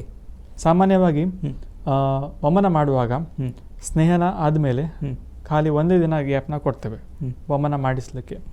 ಅದೇ ವಿರೇಚನಕ್ಕೆ ಮಾಡಿಸುವಾಗ ಅದು 3 ದಿವಸ ಗ್ಯಾಪ್ ಮಾತ್ರ ಕೊಡ್ತೇವೆ. ಸೊ ಅದೊಂದು ವ್ಯತ್ಯಾಸ ಇದೆ. Okay okay. ಅಂದರೆ ನೀವು ಇದು ಸ್ನೇಹನ ಮಾಡಿ ಆದಮೇಲೆ ನೀವು ಸ್ವೇದನ ಮಾಡಿಸ್ತೀರಿ, ಅಂದರೆ ಒಂದು ದಿನ ಗ್ಯಾಪ್ ಸ್ವೇದನ ಮಾಡಿ ನಂತರ ನೀವೇನಾದರೂ ವಮನವನ್ನು ಮಾಡ್ತೀರಿ. ಹೌದು. ಸೊ ಈ ವಮನವನ್ನು ಯಾರಿಗೆಲ್ಲ ಮಾಡಬೇಕಾಗತ್ತೆ? ವಮನವನ್ನು 2 ರೀತಿಯಲ್ಲಿ ಮಾಡ್ಬೋದು. ಒಂದು ಹೆಲ್ದಿ ಇಂಡಿವಿಜುವಲ್ಸಲ್ಲಿ ನಾವು ಋತುಶೋಧನ ಅಂತ ಹೇಳ್ತೇವೆ, ವಾಸಂತಿಕಿ ವಮನ ಅಂತ ಹೇಳ್ತೇವೆ. ಸಾಧಾರಣವಾಗಿ ಮಳೆಗಾಲದ ಮುಂಚೆ ಇರುವಂಥ ಸೀಸನ್ ಅಂತ ಹೇಳ್ತೇವೆ, ವಸಂತ ಅಂತ ಹೇಳ್ತೇವೆ. ಸೊ ಆ ಸೀಸನಲ್ಲಿ ನಾರ್ಮಲ್ ಆಗಿ ಯಾರೂ ಕೂಡ ಹೆಲ್ದಿ ಇಂಡಿವಿಜುವಲ್ಸ್ ಆಗಿರ್ಬೋದು, ಅವರು ಕೂಡ ಪ್ರತಿ ವರ್ಷ ಇದನ್ನು ಮಾಡ್ಕೋಬಹುದು, ಏನು ಸಮಸ್ಯೆ ಇಲ್ಲ. ಅದಲ್ಲದೆ ಯಾರಾದರೂ ಕಫ ದೋಷ ಸಂಬಂಧಿತ ಕಾಯಿಲೆಗಳಾಗಿರ್ಬೋದು, ಆಸ್ತಮಾ ಆಗಲಿ, ಕೆಮ್ಮಾಗಲಿ, ಎಲರ್ಜಿ ಆಗಲಿ, ಚರ್ಮ ಸಂಬಂಧಿತ ಕಾಯಿಲೆಗಳಾಗಲಿ, ಇವೆಲ್ಲ ಸಮಸ್ಯೆಗಳಿಗೆ ವಮನ ಒಂದು ಲಾಭದಾಯಕ ಪ್ರೊಸೀಜರ್. ಓಕೆ. ನೀವೀಗ ಒಂದು ಮಾತು ಹೇಳಿದ್ರಿ, ಏನಂತ ಹೇಳಿದ್ರೆ ವಸಂತ ಋತುವಿನಲ್ಲಿ ಮಾಡಬೇಕು ಅಂತ ಹೇಳಿದ್ರಿ, ವಮನವನ್ನು ಮಾಡಬೇಕು ಅಂತ. ಈಗ ಉದಾಹರಣೆಗೆ ಇದು ಹೆಲ್ದಿ ಪರ್ಸನ್ಗಳಿಗೆ ಒಂದು ವೇಳೆ ಏನಾದರೂ ಪೇಷಂಟ್ ಬಂದರೆ ನೀವು ವಸಂತ ಋತುವಿನಲ್ಲಿ ಕಾಯಿರಿ ಅಂತ ಹೇಳ್ತೀರಾ, ಅಥವಾ ಅದಕ್ಕಿಂತ ಮುಂಚೆ ಏನಾದರೂ ವಮನವನ್ನು ಮಾಡ್ತೀರಾ? ಇಲ್ಲ, ಅದಕ್ಕೆ ಒಂದು ಕ್ಲಾಸ್ ಇದೆ. ವಸಂತ ಋತುವಿನಲ್ಲಿ ಬಂದರೆ ವಸಂತ ಋತುವಿನಲ್ಲಿ ಮಾಡಿದರೆ ಅತಿ ಉತ್ತಮ. ಅದಲ್ಲದೆ ಕೃತ್ರಿಮ ಕೃತೋಪಧಾನ ಅಂತ ಹೇಳಿದ್ರೆ ಸಂಸ್ಕೃತ ಒಂದು ಶಬ್ದ ಇದೆ. ಸಪೋಸ್ ನಿಮಗೆ ಸೀಸನ್ ಸಿಗಲಿಲ್ಲ, ಆವಾಗ ನೀವು ಸೀಸನಿಗೆ ಫೇವರೇಬಲ್ ಆಗಿ ಕಂಡೀಷನ್ಸ್ ಅನ್ನು ಕ್ರಿಯೇಟ್ ಮಾಡಿಕೊಂಡು ನೀವು ಮಾಡಿದರೆ ಮಾಡ್ಬೋದು. ಅದಲ್ಲದೆ ಪೇಷಂಟ್ಗಳಿಗೆ ಸೀಸನ್ ಬರೋ ತನಕ ಕಾಯಲಿಕ್ಕೆ ಸಾಧ್ಯ ಇಲ್ಲ, ಆವಾಗ ನಾವು ಅವರಿಗೆ ಎಮರ್ಜೆನ್ಸಿ ಬೇಸಿಸ್ ಅಂತ ನಾವು ಟ್ರೀಟ್ ಮಾಡಿ ಆ ಕ್ಲಾಸ್ ಮೇಲೆ ನಾವು ಅವರನ್ನು ವಮನ ಆ ಸೀಸನ್ ಇಲ್ಲದೆ ಕೂಡ ಮಾಡ್ಬೋದು, ಏನು ಸಮಸ್ಯೆ ಆಗೋದಿಲ್ಲ. ಅಂದರೆ ಒಟ್ಟಿನಲ್ಲಿ ಸೀಸನ್ ಕಾಯೋರ್ದು ಎಲ್ಲರಿಗೆ ಕಾಯಬೇಕಾಗಿಲ್ಲ, ಇಲ್ವೇ ಇಲ್ಲ. ಅಂದರೆ ಒಂದು ವೇಳೆ ಇಲ್ಲ ಅಂದ್ರೆ ಆ ಅಟ್ಮಾಸ್ಫಿಯರ್ ಅನ್ನು ನೀವು ಕ್ರಿಯೇಟ್ ಮಾಡಬೇಕು.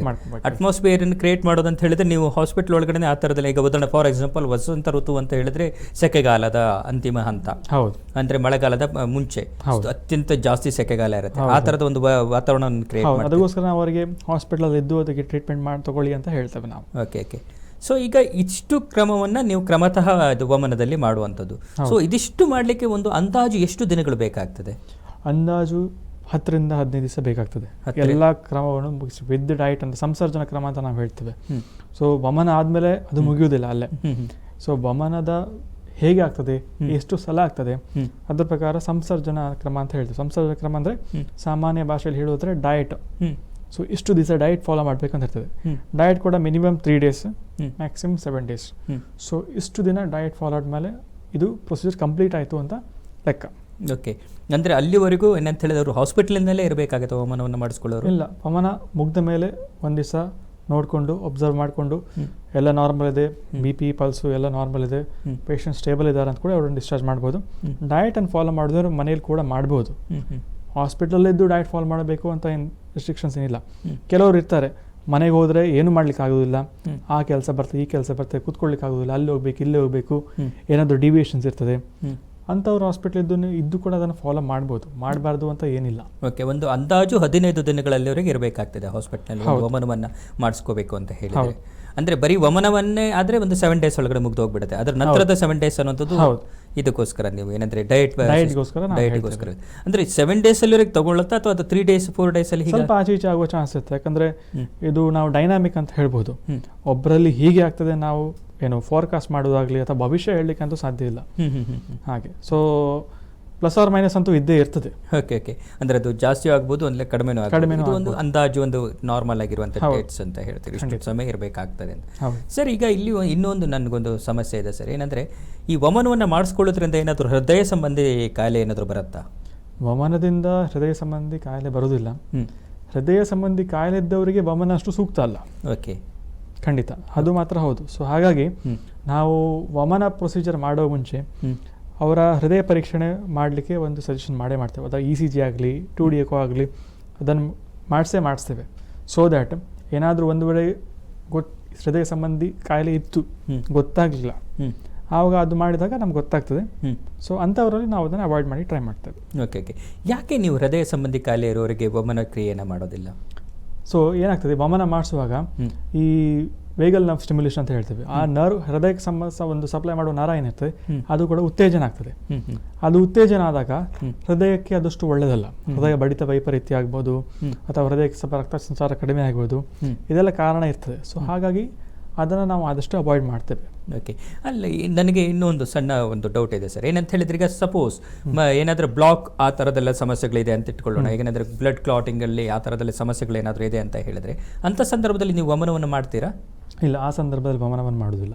ಓಕೆ, ವಮನವನ್ನು ಮಾಡೋದಿಲ್ಲ. ಇಲ್ಲ. ಸೊ ಏನಾದರೂ ವಮನ ಮಾಡೋದ್ರಿಂದ ಏನಂತ ಹೇಳಿ ಎಲ್ಲ ನರ್ವ್ಸ್ಗಳು ಕ್ಲೀನ್ ಆಗಿ, ಅಂದರೆ ರಕ್ತನಾಳಗಳೆಲ್ಲ ಕ್ಲೀನ್ ಆಗುತ್ತೆ ಅಂತ ಹೇಳ್ಕೊಂಡ್ಬಿಟ್ಟು ವಮನ ಮಾಡಿಸ್ಕೊಳ್ಳಿಕ್ಕೆ ಹೋಗೋದು ಅಲ್ವೇ ಅಲ್ಲ. ಸೊ ಅದಕ್ಕೆ ಬೇರೆ ರೀತಿಯ ಚಿಕಿತ್ಸೆ. ಹೌದು, ಅದಕ್ಕೆ ನಾವು ಹೇಳುದು, ಪದೇ ಪದೇ ಅದನ್ನೇ ಹೇಳುದು, ವೈದ್ಯರ ಸಲಹೆ ಮಾಡಿ ವೈದ್ಯರ ನಿರೀಕ್ಷಣೆಯಲ್ಲಿ ಆರೈಕೆ ಮಾಡಿದ್ರೆ ಅತ್ಯಂತ ಉತ್ತಮ ಅಂತ. ಓಕೆ. ಒಟ್ಟಿನಲ್ಲಿ ಇದಿಷ್ಟನ್ನೇ ಕೇಳೋ ಉದ್ದೇಶ ಇಷ್ಟೇ ಇದೆ ಸರ್, ವಮನದಿಂದನೂ ದುಷ್ಪರಿಣಾಮ ಆಗತ್ತೆ ಅನ್ನುವಂಥದ್ದನ್ನು, ಅಂದರೆ ಆಗುವಂಥದ್ದು, ಅಂದರೆ ವೈದ್ಯರ ಸಲಹೆ ಇಲ್ಲದೆ ಮಾಡಿಸ್ಕೊಂಡ್ರೆ ದುಷ್ಪರಿಣಾಮ ಆಗಬಹುದು ಅನ್ನೋದನ್ನು ಅರ್ಥೈಸ್ಲಿಕ್ಕೋಸ್ಕರ ಈ ಥರದ ಪ್ರಶ್ನೆಗಳನ್ನು ಕೇಳಬೇಕಾಯ್ತು.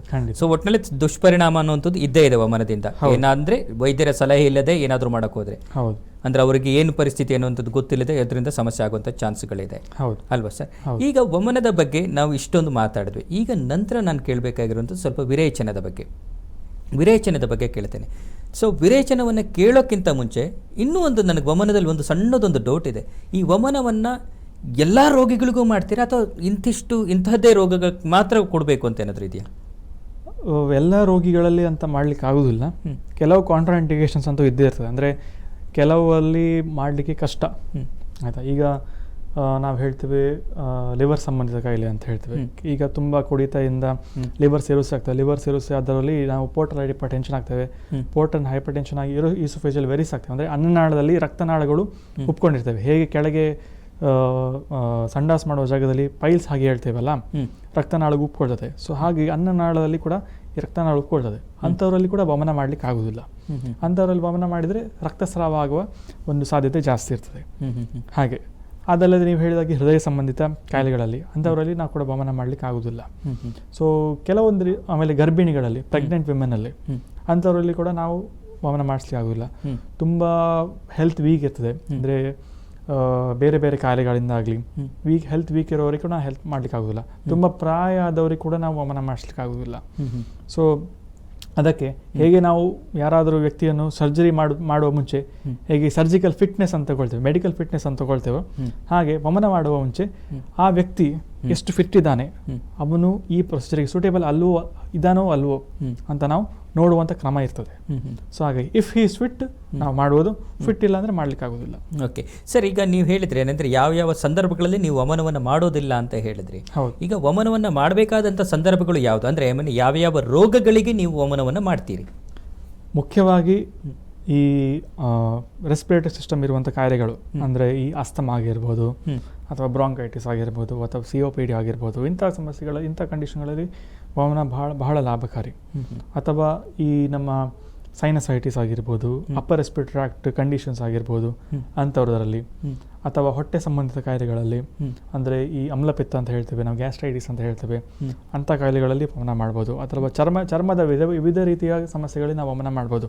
ಸೋರಿಯಾಸಿಸ್ ಅಂತ ಒಂದು ಕಂಡೀಷನ್ ಇದೆ, ಬಹಳ ಕಾಮನ್, ಬಹಳ ಪ್ರೆವಲೆಂಟ್. ಅಂಥವ್ರಲ್ಲಿ ಕೂಡ ವಮನ ಮಾಡಿದರೆ ಬಹಳ ಉತ್ತಮ. ಸೊ ಇಷ್ಟೆಲ್ಲ ಕಂಡೀಷನ್ ಇದೆ. ಸೊ ಬಹಳ ಕಂಡೀಷನ್ ಎಲ್ಲೆಲ್ಲಿ ನಮಗೆ ಕಫದೋಷ ಡಾಮಿನೆಂಟ್ ಆಗಿ ಕಾಣ್ತದೆ ಅಲ್ಲಲ್ಲಿ ಕೂಡ ನಾವು ಅದನ್ನು ವಮನ ಮಾಡ್ಬೋದು. ಅಥವಾ ಕೆಲವರು ಓವರ್ ವೆಯ್ಟ್ ಇರ್ತಾರೆ, ಬೊಜ್ಜಿರ್ತದೆ, ಅಂಥವ್ರಿಗೆ ಕೂಡ ನಾವು ವಮನ ಕೂಡ ಮಾಡಬಹುದು. ಓಕೆ ಸರ್, ಈ ವಮನದ ಬಗ್ಗೆ ನೀವು ಇಷ್ಟೊಂದು ಮಾಹಿತಿಯನ್ನು ಹೇಳಿದಿರಿ. ಇದರ ನಂತರ ನಾನು ನಿಮ್ಮ ಹತ್ರ ವಿರೇಚನದ ಬಗ್ಗೆ ಸ್ವಲ್ಪ ಕೇಳ್ತೀನಿ. ಸೊ ಅದನ್ನು ಕೇಳೋಕ್ಕಿಂತ ಮುಂಚೆ ಒಂದು ಸಣ್ಣದೊಂದು ವಿರಾಮವನ್ನು ತಗೊಂಡು ಬರೋಣ sir. Okay, take a break.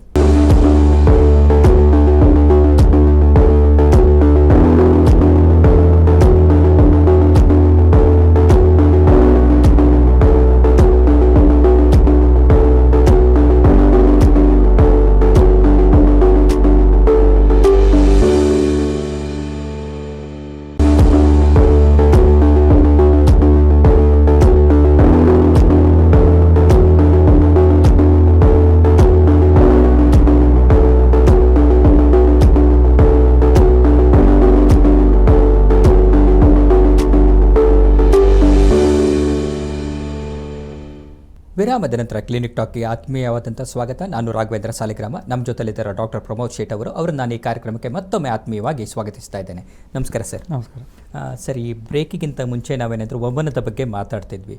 ವಮನದ ನಂತರ ನಾನು ವಿರೇಚನದ ಬಗ್ಗೆ ನಾನು ನಿಮ್ಮ ಹತ್ರ ಕೇಳ್ತೀನಿ ಅಂತ ಹೇಳಿದರೆ, ಅದನ್ನು ಕೇಳೋಕ್ಕಿಂತ ಮುಂಚೆ ಇನ್ನೂ ಒಂದು ಸಣ್ಣ ಡೌಟ್ ನನಗೆ ವಮನದ ಬಗ್ಗೆ ಬಂತು ಸರ್. ಏನಂತ ಹೇಳಿದ್ರಿ, ಈ ಡೌಟ್ ಮುಗಿಯೋದಲ್ವಾ ಅಂತ, ಇವತ್ತು ವಿರೇಚನ ಮಾತಾಡ್ಲಿಕ್ಕೆ ಆಗುತ್ತಾ ಇಲ್ವಾ ಅನ್ನೋಂಥ ಕ್ವಶನ್ ನಾನು ಉಳ್ಕೊಂಡ್ಬಿಟ್ಟಿದೆ.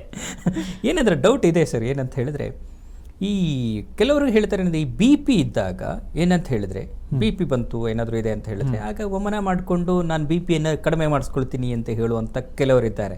ಸೊ ನಿಜವಾಗಿ ಏನಂದ್ರೆ ಬಿ ಪಿಗೆ ವಮನ ಮಾಡಿಸ್ಬೋದಾ? ಸ್ಟೇಜ್ ಅಂತ ಹೇಳ್ತೇವೆ ನಾವು. ಈಗ ಹೈಪರ್ ಟೆನ್ಷನ್ ಅಥವಾ ಬ್ಲಡ್ ಪ್ರೆಷರ್ಗೆ ಸ್ಟೇಜಸ್ ಅಂತ ಹೇಳ್ತೇವೆ, ಮೈಲ್ಡ್, ಮಾಡರೇಟ್, ಸಿವಿಯರ್ ಅಂತ. ಈ ಮೈಲ್ಡ್ ಮತ್ತು ಮಾಡರೇಟ್ ಇದ್ದವರಲ್ಲಿ ಇಂಡಿಕೇಶನ್ ಇದ್ದರೆ ನಾವು ಮಾಡ್ಬೋದು. ಮ್ಯಾಲಿಗ್ನೆಂಟ್ ಹೈಪರ್ ಟೆನ್ಷನ್ ಅದು ಸ್ಟೇಜ್ 3 ಸ್ಟೇಜ್ 4 ಏನಿದೆ ಅಂಥವರಲ್ಲಿ ಮಾಡೋದು ಕೂಡ ಸೇಫ್ ಅಲ್ಲ. ಓಕೆ. ಸೊ ಹಾಗಾಗಿ ಬಿ ಪಿ ಇದ್ದವರಿಗೆ ವಿರೇಚನ ಮಾಡೋದು ಸೇಫ್. ಓಕೆ. ಹಾಗೆ ವಮನಗಿಂತ. ಸೊ ಹಾಗಾಗಿ ಸ್ಟೇಜ್ 1 ಸ್ಟೇಜ್ 2 ಆದರೆ ಏನು ಪ್ರಾಬ್ಲಮ್ ಇಲ್ಲ, ಆರಾಮಾಗಿ ಮಾಡ್ಬೋದು. ಬಟ್ ಸ್ಟೇಜ್ 3 ಸ್ಟೇಜ್ 4 ಆದರೆ ಸ್ವಲ್ಪ ಕೇರ್ಫುಲ್ ಆಗಿ ಮಾಡಬಹುದು. ಬಟ್ ಅವಾಯ್ಡ್ ಮಾಡಿದರೆ ಒಳ್ಳೆಯದು. ಅಂಥವರಲ್ಲಿ ವಿರೇಚನ ಮಾಡಿದರೆ ಬೆಸ್ಟ್. ಓಕೆ, ವಿರೇಚನ ಮಾಡೋದು ಬೆಸ್ಟ್ ಅಂತೇಳಿ. ಸೊ ಹಾಗಾದ್ರೆ ಈಗ ವಿರೇಚನಕ್ಕೆ ಈಗ ನಾವು ಹೋಗ್ಬೋದು ಹಾಗಿದ್ರೆ ನೇರವಾಗಿ, ಯಾಕಂದ್ರೆ ನೀವು ವಿರೇಚನ ಮಾಡೋದು ಬೆಸ್ಟ್ ಅಂತ ಹೇಳಿದ್ಮೇಲೆ ಹಾಗಾದ್ರೆ ಬಿ ಪಿ ಅವರಿಗೆ ವಿರೇಚನವನ್ನು ನೀವು ಮಾಡಿಸಿರಿ. ಸೊ ಬಿ ಪಿ ಅಂದರೆ ವಿರೇಚನ ಮಾಡಿಸೋದ್ರಿಂದ ಬಿ ಪಿ ಕಂಟ್ರೋಲಿಗೆ ಬರುತ್ತಾ ಅಥವಾ ಬಿ ಪಿ ಅನ್ನೋದು ಹೊರಟೋಗ್ಬಿಡುತ್ತಾ? ಬಿ ಪಿ ಕಂಟ್ರೋಲಿಗೆ ಬರ್ತದೆ. ಹೌದು. ಯಾಕಂದರೆ ಇಲ್ಲಿ ನಾನು ಒಂದು ಮಾತು ಕೇಳಿದ್ದೇನೆ, ಬಿ ಪಿಗೆ ಒಂದೊಳ್ಳೆ ಬಿ ಪಿ ಸ್ಟಾರ್ಟ್ ಆಯಿತು ಅಂತ ಹೇಳಿದ್ರೆ ಕಂಟಿನ್ಯೂಸ್ ಬಂದು ಟ್ಯಾಬ್ಲೆಟ್ ಅನ್ನು ತಗೊಳ್ತಾ ಇರಬೇಕು, ಅದನ್ನು ಯಾವುದೇ ಕಾರಣಕ್ಕೂ ನಿಲ್ಲಿಸಬಾರ್ದು ಅನ್ನೋಂಥದ್ದನ್ನು ನಾನು ಕೇಳಿದ್ದೀನಿ. ಹೌದು. ಸೊ ಏನಂತ ಹೇಳಿದ್ರೆ ಈಗ ಬಿ ಪಿ ಕಂಟ್ರೋಲ್ ಮಾಡಲಿಕ್ಕೆ ಏನಾದರೂ ನಿಮ್ಮ ಈ ಪಂಚಕರ್ಮದ್ದು ಏನಾದರೂ ಹೆಲ್ಪ್ ಆಗುತ್ತಾ? ಹೌದು, ಖಂಡಿತ. ಸೊ ಇದರಿಂದ ಏನಾಗ್ತದೆ, ಒಂದು ಕಂಟ್ರೋಲಿಗೆ ಬರ್ತದೆ. ಕೆಲವರಲ್ಲಿ ಸ್ಟಾಪ್ ಕೂಡ ಮಾಡಬಹುದು ಮಾತ್ರೆಗಳು, ಅಂದರೆ ಅರ್ಲಿ ಸ್ಟೇಜಲ್ಲಿ ಬಂದರೆ. ಈಗ ಎಷ್ಟೋ ವರ್ಷಗಳೇನು ತಗೊಳ್ತಿದ್ದಾರೆ, 5 ವರ್ಷ 10 ವರ್ಷ 15 ವರ್ಷ ಏನು ತಗೊಳ್ತಿದ್ದಾರೆ, ಅಂಥವರಲ್ಲಿ ಸ್ವಲ್ಪ ಕಷ್ಟ. ಬಟ್ ಅವರು ಬಿ ಪಿದು ಜಾಸ್ತಿ ಲೆವೆಲ್ ಏನು ಜಾಸ್ತಿ ಇರ್ತದೋ ಅದನ್ನು ಸ್ವಲ್ಪ ಕಂಟ್ರೋಲ್ ಮಾಡಲಿಕ್ಕೆ ಖಂಡಿತ ಸಾಧ್ಯ ಉಂಟು. ಸೊ ಹಾಗಾಗಿ ಅವರು ವರ್ಷ ಮಾಡ್ತಾ ಇದ್ದರೆ ಒಂದು ರೇಂಜಿಗೆ ಅವರ ಹೆಲ್ತನ್ನು ಕಾಪಾಡ್ಕೋಬೋದು. ಈ ಹೈ ಬ್ಲಡ್ ಪ್ರೆಷರ್ ಇಂದ ಆಗುವಂಥ ಎಲ್ಲ ಸಮಸ್ಯೆಗಳನ್ನು ನಾವು ಪೋಸ್ಟ್ಪೋನ್ ಮಾಡ್ತಾ ಹೋಗ್ಬೋದು. ಓಕೆ. ಅಂದರೆ ಅವರದ್ದು ಬಿ ಪಿ ಮಾತ್ರೆಯ ಡೋಸೇಜನ್ನು ಕಡಿಮೆ ಮಾಡಿಸ್ಲಿಕ್ಕೆ ಸಹಾಯ ಆಗ್ಬೋದಾ ಇದು? ಒಂದು ರೇಂಜಿಗೆ ಮಾಡುವ ಸಾಧ್ಯತೆ ಉಂಟು. ಓಕೆ, ಮಾಡುವ ಸಾಧ್ಯತೆಗಳಿದೆ. ಸೊ ಈಗ ನಾನೀಗ ವಿರೇಚನದ ಬಗ್ಗೆ ಕೇಳ್ತೇನೆ. ವಿರೇಚನ ಅಂತ ಹೇಳಿದ್ರು, ವಮನ ಅಂತ ಹೇಳಿದ್ರು. ನೀವು ಲಾಸ್ಟ್ ಟೈಮ್ ಹೇಳಿದ್ರಿ ವಮನ ಅಂದರೆ ವಾಂತಿ, ವಿರೇಚನ ಅಂದರೆ ಬೇದಿ ಅಂತ ಹೇಳಿದ್ರಿ. ಸೊ ಈ ಬೇದಿಯನ್ನು ಮಾಡಬೇಕಾದ್ರೂ ನೀವು ಸೇಮ್ ಅದೇ ಪ್ರೊಸೀಜರ್ ಮಾಡೋದು ಅಥವಾ ಇದರಲ್ಲಿ ಏನಾದರೂ ಬೇರೆ ಪ್ರೊಸೀಜರ್ ಏನಾದರೂ ಇದೆಯಾ? Preparation procedure same.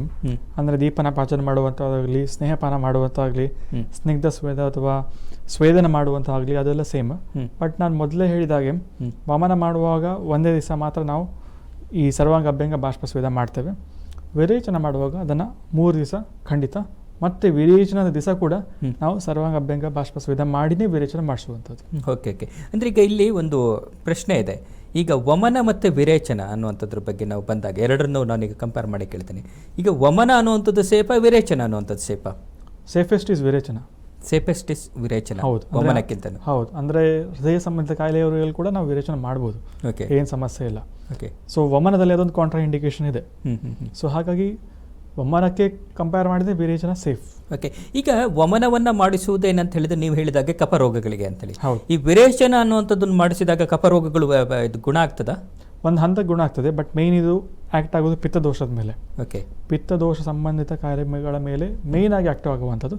ಅದ್ರ ಜೊತೆ ಕಫದಲ್ಲಿ ಕೂಡ ಆಕ್ಟ್ ಆಗುವ ಸಾಧ್ಯತೆ ಉಂಟು ಒಂದು ರೇಂಜ್ ತನಕ. ಹೌದು. ಸೊ ಹಾಗಾಗಿ ವಮನ ಅನ್ನುವಂಥದ್ದು ಕಫಕ್ಕೆ, ಮೇನ್ಲಿ ಫಾರ್ ಕಫ, ಎಕ್ಸ್ಕ್ಲೂಸಿವ್ಲಿ ಫಾರ್ ಕಫ ಅಂತ ನಾವು ಹೇಳ್ಬೋದು. ಓಕೆ. ಅಂದರೆ ಅವಾಗ ನಾವೇನಂತ ಹೇಳಿದ್ರೆ ಅಲ್ಲಿ ಕಫ ದೋಷ ಇದ್ದವರಿಗೆ ವಿರೇಚನ ಮಾಡಿ ಕಫ ದೋಷವನ್ನು ದೂರಪಡಿಸ್ಲಿಕ್ಕೆ ಸಾಧ್ಯ. ಯಾಕಂದರೆ ಇಲ್ಲಿ 2 ರೀತಿಯ ಪ್ರಶ್ನೆ ಯಾಕೆ ಕೇಳ್ತಾ ಇದ್ದೀನಿ ಅಂದರೆ, ಈಗ ಹೃದಯ ಸಂಬಂಧಿ ಕಾಯಿಲೆ ಇದೆ ಅಥವಾ ಬಿ ಪಿ ಸಮಸ್ಯೆ ಇದೆ ಅಥವಾ ಇನ್ನೊಂದೇನೋ ಸಮಸ್ಯೆ ಇದೆ, ಆದರೆ ಎಲ್ಲರಿಗೂ ವಿರೇಚನವನ್ನು ಮಾಡಿಸ್ಬೋದು ಅಂದರೆ ಸೇಫೆಸ್ಟ್ ಅಂತ ಹೇಳಿದ್ರಿ ನೀವು. ಆ ದೃಷ್ಟಿಯಿಂದ ಕೇಳ್ತಾ ಇದ್ದೀನಿ.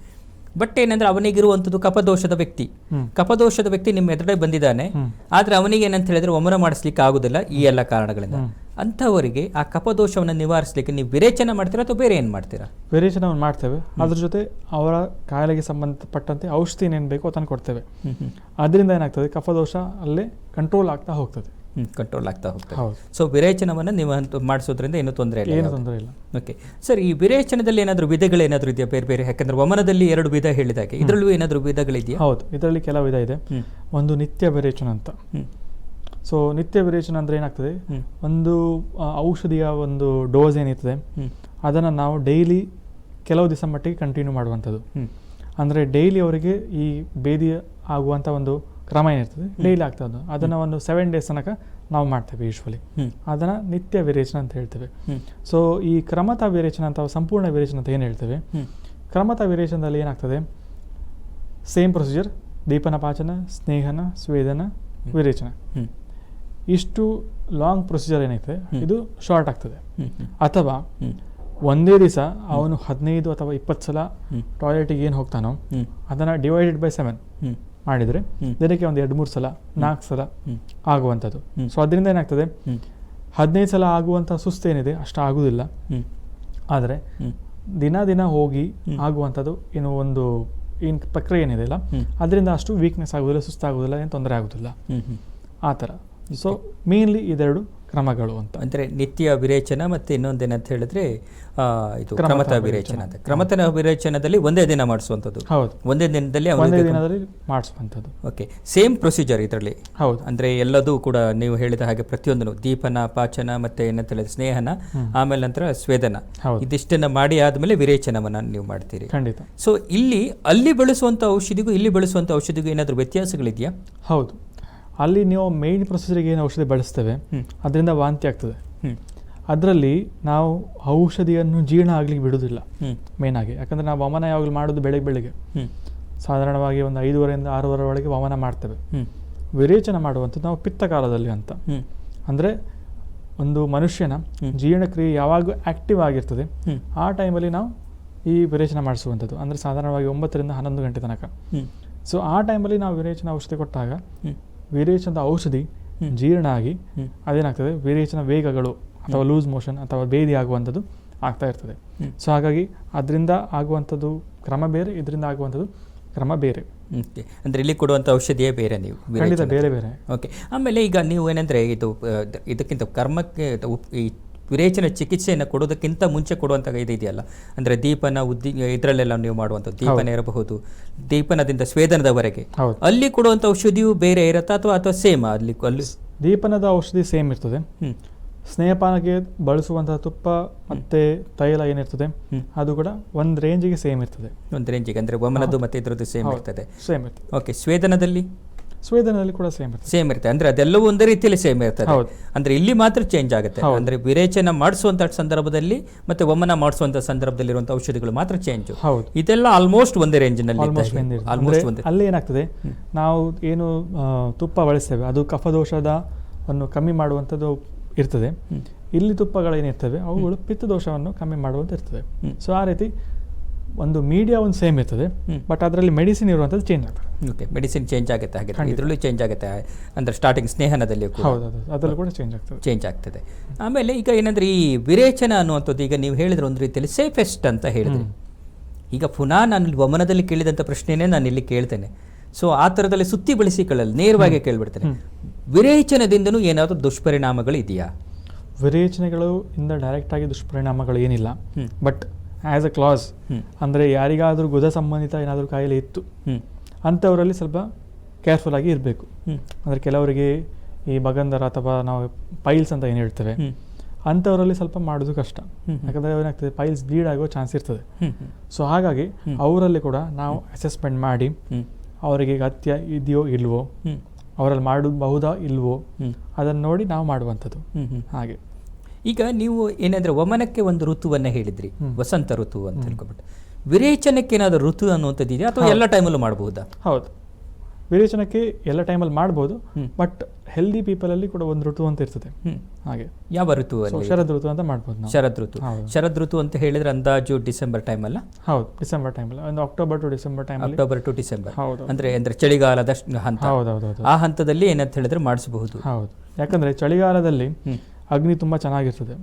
ಆ ಟೈಮಲ್ಲಿ ನಾವು ವಿರೇಚನ ಮಾಡಿದಾಗ, ವಿರೇಚನ ಅಂದರೆ ಪಿತ್ತ ಅಂದರೆ ಅಗ್ನಿ. ಸೊ ಆ ರೀತಿಯಲ್ಲಿ ವಿರೇಚನ ಮಾಡಿದಾಗ ಸ್ವಲ್ಪ ಪಿತ್ತ ಏನಿರ್ತದೆ ಶರೀರದಿಂದ ಹೊರಗೆ ಹೋಗಲು ಭಾಳ ಒಳ್ಳೆಯದಾಗ್ತದೆ. ಓಕೆ, ಸೊ ಈಗ ವಮನದಲ್ಲಿ ಏನಂತ ಹೇಳಿದ್ರೆ ನಿಮಗೆ ಯಾವುದೇ ರೀತಿಯಲ್ಲಿ ಅಂದರೆ ದುಷ್ಪರಿಣಾಮಗಳು ಅನ್ನುವಂಥದ್ದು ಇದೆ ಅಂತ ಹೇಳಿದಾಗೆ, ವಿರೇಚನದಲ್ಲಿ ದುಷ್ಪರಿಣಾಮಗಳು ಸ್ವಲ್ಪ ಕಡಿಮೆ ಅಂತ ಹೇಳ್ತಾ ಇದ್ದೀವಿ. ಸೊ ಇಲ್ಲಿಯೂ ಕೂಡ ನಾನೇನಂತ ಹೇಳಿದ್ರೆ ಅಲ್ಲಿ ನಿಮಗೆ ಕೇಳಿದ ಹಾಗೆ ಪ್ರಶ್ನೆನೇ ಕೇಳ್ತಾನೆ. ಈಗ ಎಲ್ಲಾ ಸಂದರ್ಭಗಳಲ್ಲೂ ಏನಂತ ಹೇಳಿದ್ರೆ ಈಗ ಯಾರಿಗಾದ್ರೂ ಒಬ್ಬರಿಗೆ ಬೇಕು ಇಮಿಡಿಯೇಟ್ ಬೇಕು ಅಂತ ಹೇಳಿದಾಗ ಆ ಇಮಿಡಿಯೇಟ್ ಕೊಡ್ತೀರಾ ಅಥವಾ ಅದೇ ಶರದ್ ಋತುವಲ್ಲಿವರೆಗೆ ಕಾಯ್ತೀರಾ? ಇಲ್ಲ, ಇಮಿಡಿಯೇಟ್ ಯಾರಿಗೆ ಬೇಕೋ ಅವರಲ್ಲಿ ಇಮಿಡಿಯೇಟ್ ಮಾಡ್ಬೋದು. ಶರದ್ ಋತು ಕಾಯ್ಬೇಕಂತ ಇಲ್ಲವೇ ಇಲ್ಲ. ಸೊ ಡಿಪೆಂಡಿಂಗ್ ಆನ್ ಸಿಚುವೇಶನ್ ತಕ್ಕಾಗೆ ನಮ್ದು ಆ್ಯಕ್ಷನ್ ಇರ್ತದೆ. Okay okay. ಅಂದರೆ ಇಲ್ಲಿಯೂ ಕೂಡ ಏನಾದರೂ ನೀವು ಸೇಮ್ ನಾನು ಈ ಪ್ರಶ್ನೆನೇ ಕೇಳೋದು, ಯಾಕಂದ್ರೆ ಅಲ್ಲಿ ನೀವು ಹೇಳಿದ್ರೆ ಅಂದರೆ ಋತುಮಾನಕ್ಕೆ ತಕ್ಕ ಹಾಗೆ ಅಂತ ಹೇಳಿದಾಗ ಆ ಥರದಲ್ಲಿ ಒಂದು ಅಟ್ಮಾಸ್ಫಿಯರ್ ಅನ್ನು ನಾವು ಕ್ರಿಯೇಟ್ ಮಾಡಬೇಕಾಗತ್ತೆ ಅಂತ ಹೇಳಿ ಇಲ್ಲಿಯೂ ಕೂಡ ಅದೇ ಥರದಲ್ಲಿ ಕ್ರಿಯೇಟ್ ಮಾಡಬಹುದು. ಕ್ರಿಯೇಟ್ ಮಾಡಿಯೇ ಮಾಡಬೇಕಾಗುತ್ತೆ ಇಲ್ಲಿಯೂ ಕೂಡ. ಅಂದರೆ ಹಾಗೆ ಒಂದೇ ರೀತಿಯಲ್ಲಿ ಇದು ಮಾಡೋದಕ್ಕೆ ಹೋಗೋದಕ್ಕಾಗಲ್ಲ ಇಲ್ಲಿ. ಹೌದು. ಓಕೆ. ಇಲ್ಲಿಯೂ ಏನಂತ ಹೇಳಿದ್ರೆ ಯಾವುದೇ ಕಾರಣಕ್ಕೇನೆಂದರೆ ನಾನು ಆಗಲೇ ಹೇಳಿದೆ ಮೆಡಿಕಲ್ ಅದನ್ನು ಡಾಕ್ಟರ್ ಕಂಡ್ರು ಅಂತ ಹೇಳಿದಾಗೆ, ಸೊ ಆ ಥರದಲ್ಲಿ ಇಲ್ಲಿಯೂ ಅಪ್ಲೈ ಆಗುತ್ತಾ ಅಥವಾ ಏನಾದರೂ ಸಮಥಿಂಗ್ ಇಲ್ಲ ತೊಂದರೆ ಇಲ್ಲ ನಾವು ಮಾಡ್ಬೋದು ಅನ್ನೋ ಥರದಲ್ಲಿ ಏನೋ? ಇಲ್ಲ, under the supervision of doctor ಮಾಡಿದರೆ ಒಳ್ಳೆಯದು. ಬಟ್ ಕೆಲವೊಮ್ಮೆ ಏನಾಗ್ತದೆ, 1 ಸಲ 2 ಸಲ ಮಾಡಿದಾಗ ಅವ್ರಿಗೆ ಗೊತ್ತಾಗ್ತದೆ ಏನೇನು ತಗೋಬೇಕು ಅಂತ.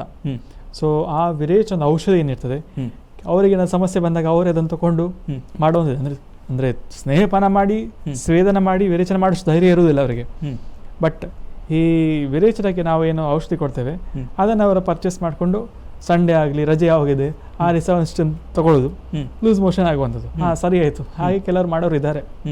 ಅಂದ್ರೆ ಅದು ಮಾಡಿಸ್ಕೊಂತಾರೆ ಹಾಗೆ. ಹೌದು, ವೀಕ್ಲಿ ಒನ್ಸ್ ಅವರಿಗೆ ಯಾವುದೇ ಇದಿಲ್ಲದೆ ಅಲ್ಲಿ ಅಂದ್ರೆ ಇದನ್ನ ಅಲ್ಲಿ ಸದ್ಯೋವಮನ ಅಂತ ಹೇಳಿದಾಗ ಇಲ್ಲಿ ಸದ್ಯೋ ವಿರೋಚನ ಆ ಥರದಲ್ಲಿ ಹೌದು ಅದನ್ನು ಟ್ರಯಲ್ ಮಾಡೋರು ಇದ್ದಾರೆ. ಬಟ್ ಸದ್ಯೋವಮನಗಿಂತ ಇದು ಸ್ವಲ್ಪ ಒಂದು ರೇಂಜಿಗೆ ಸೇಫ್ ಅಷ್ಟೇ, ಅಂದ್ರೆ ಕಂಪ್ಲೀಟ್ ಸೇಫ್ ಅಲ್ಲ. ಸೊ ಈ ತರ ಮಾಡೋದ್ರಿಂದ ಏನಾದರೂ ಸಮಸ್ಯೆ ಇದೆಯಾ? ಖಂಡಿತ ಸಮಸ್ಯೆ ಇದೆ.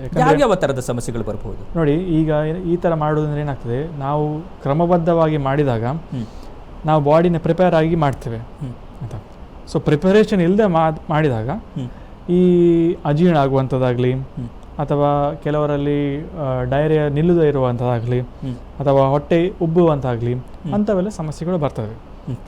ಅಂದ್ರೆ ಬೇರೆ ರೀತಿಯಲ್ಲಿ ಸಮಸ್ಯೆಗಳು, ಬೇರೆ ರೀತಿಯಲ್ಲಿ ಸಮಸ್ಯೆ ಬರ್ತದೆ. ಅಂದ್ರೆ ಇದು ಉಲ್ಬಣ ಆಗುವಂಥ ಸಾಧ್ಯತೆಗಳು, ಉಲ್ಬಣ ಆಗುವ ಸಾಧ್ಯತೆ ಎಲ್ಲ ಇರ್ತದೆ. ಯಾಕಂದರೆ ಅವರೇನಾಗ್ತದೆ, ಸ್ನೇಹನ ಮಾಡಿ ಸ್ವೇದನ ಮಾಡಿ ವಿರೇಚನೆ ಮಾಡಿ ಸಂಸರ್ಜನೆ ಮಾಡುವಂಥದ್ದು ಮಾಡೋದಿಲ್ಲ ಆಯಿತಾ. ಬೆಳಿಗ್ಗೆ ವಿರೇಚನೆಗೆ ಔಷಧ ತಗೊಳ್ತಾರೆ, ಮಧ್ಯಾಹ್ನ ಹೋಗಿ ಬಿರಿಯಾನಿ ತಿಂತಾರೆ ಹಾಗೆ. ಸೊ ಅದರಿಂದ ಏನಾಗ್ತದೆ, ಆ ಕ್ರಮ ಏನು ಫಾಲೋ ಮಾಡಬೇಕಲ್ಲ ಅದನ್ನು ಫಾಲೋ ಮಾಡದೆ ಏನಾಗ್ತದೆ, ಇದೆಲ್ಲ ಸಮಸ್ಯೆ ಆಗುವಂಥದ್ದು ಆಗ್ತದೆ.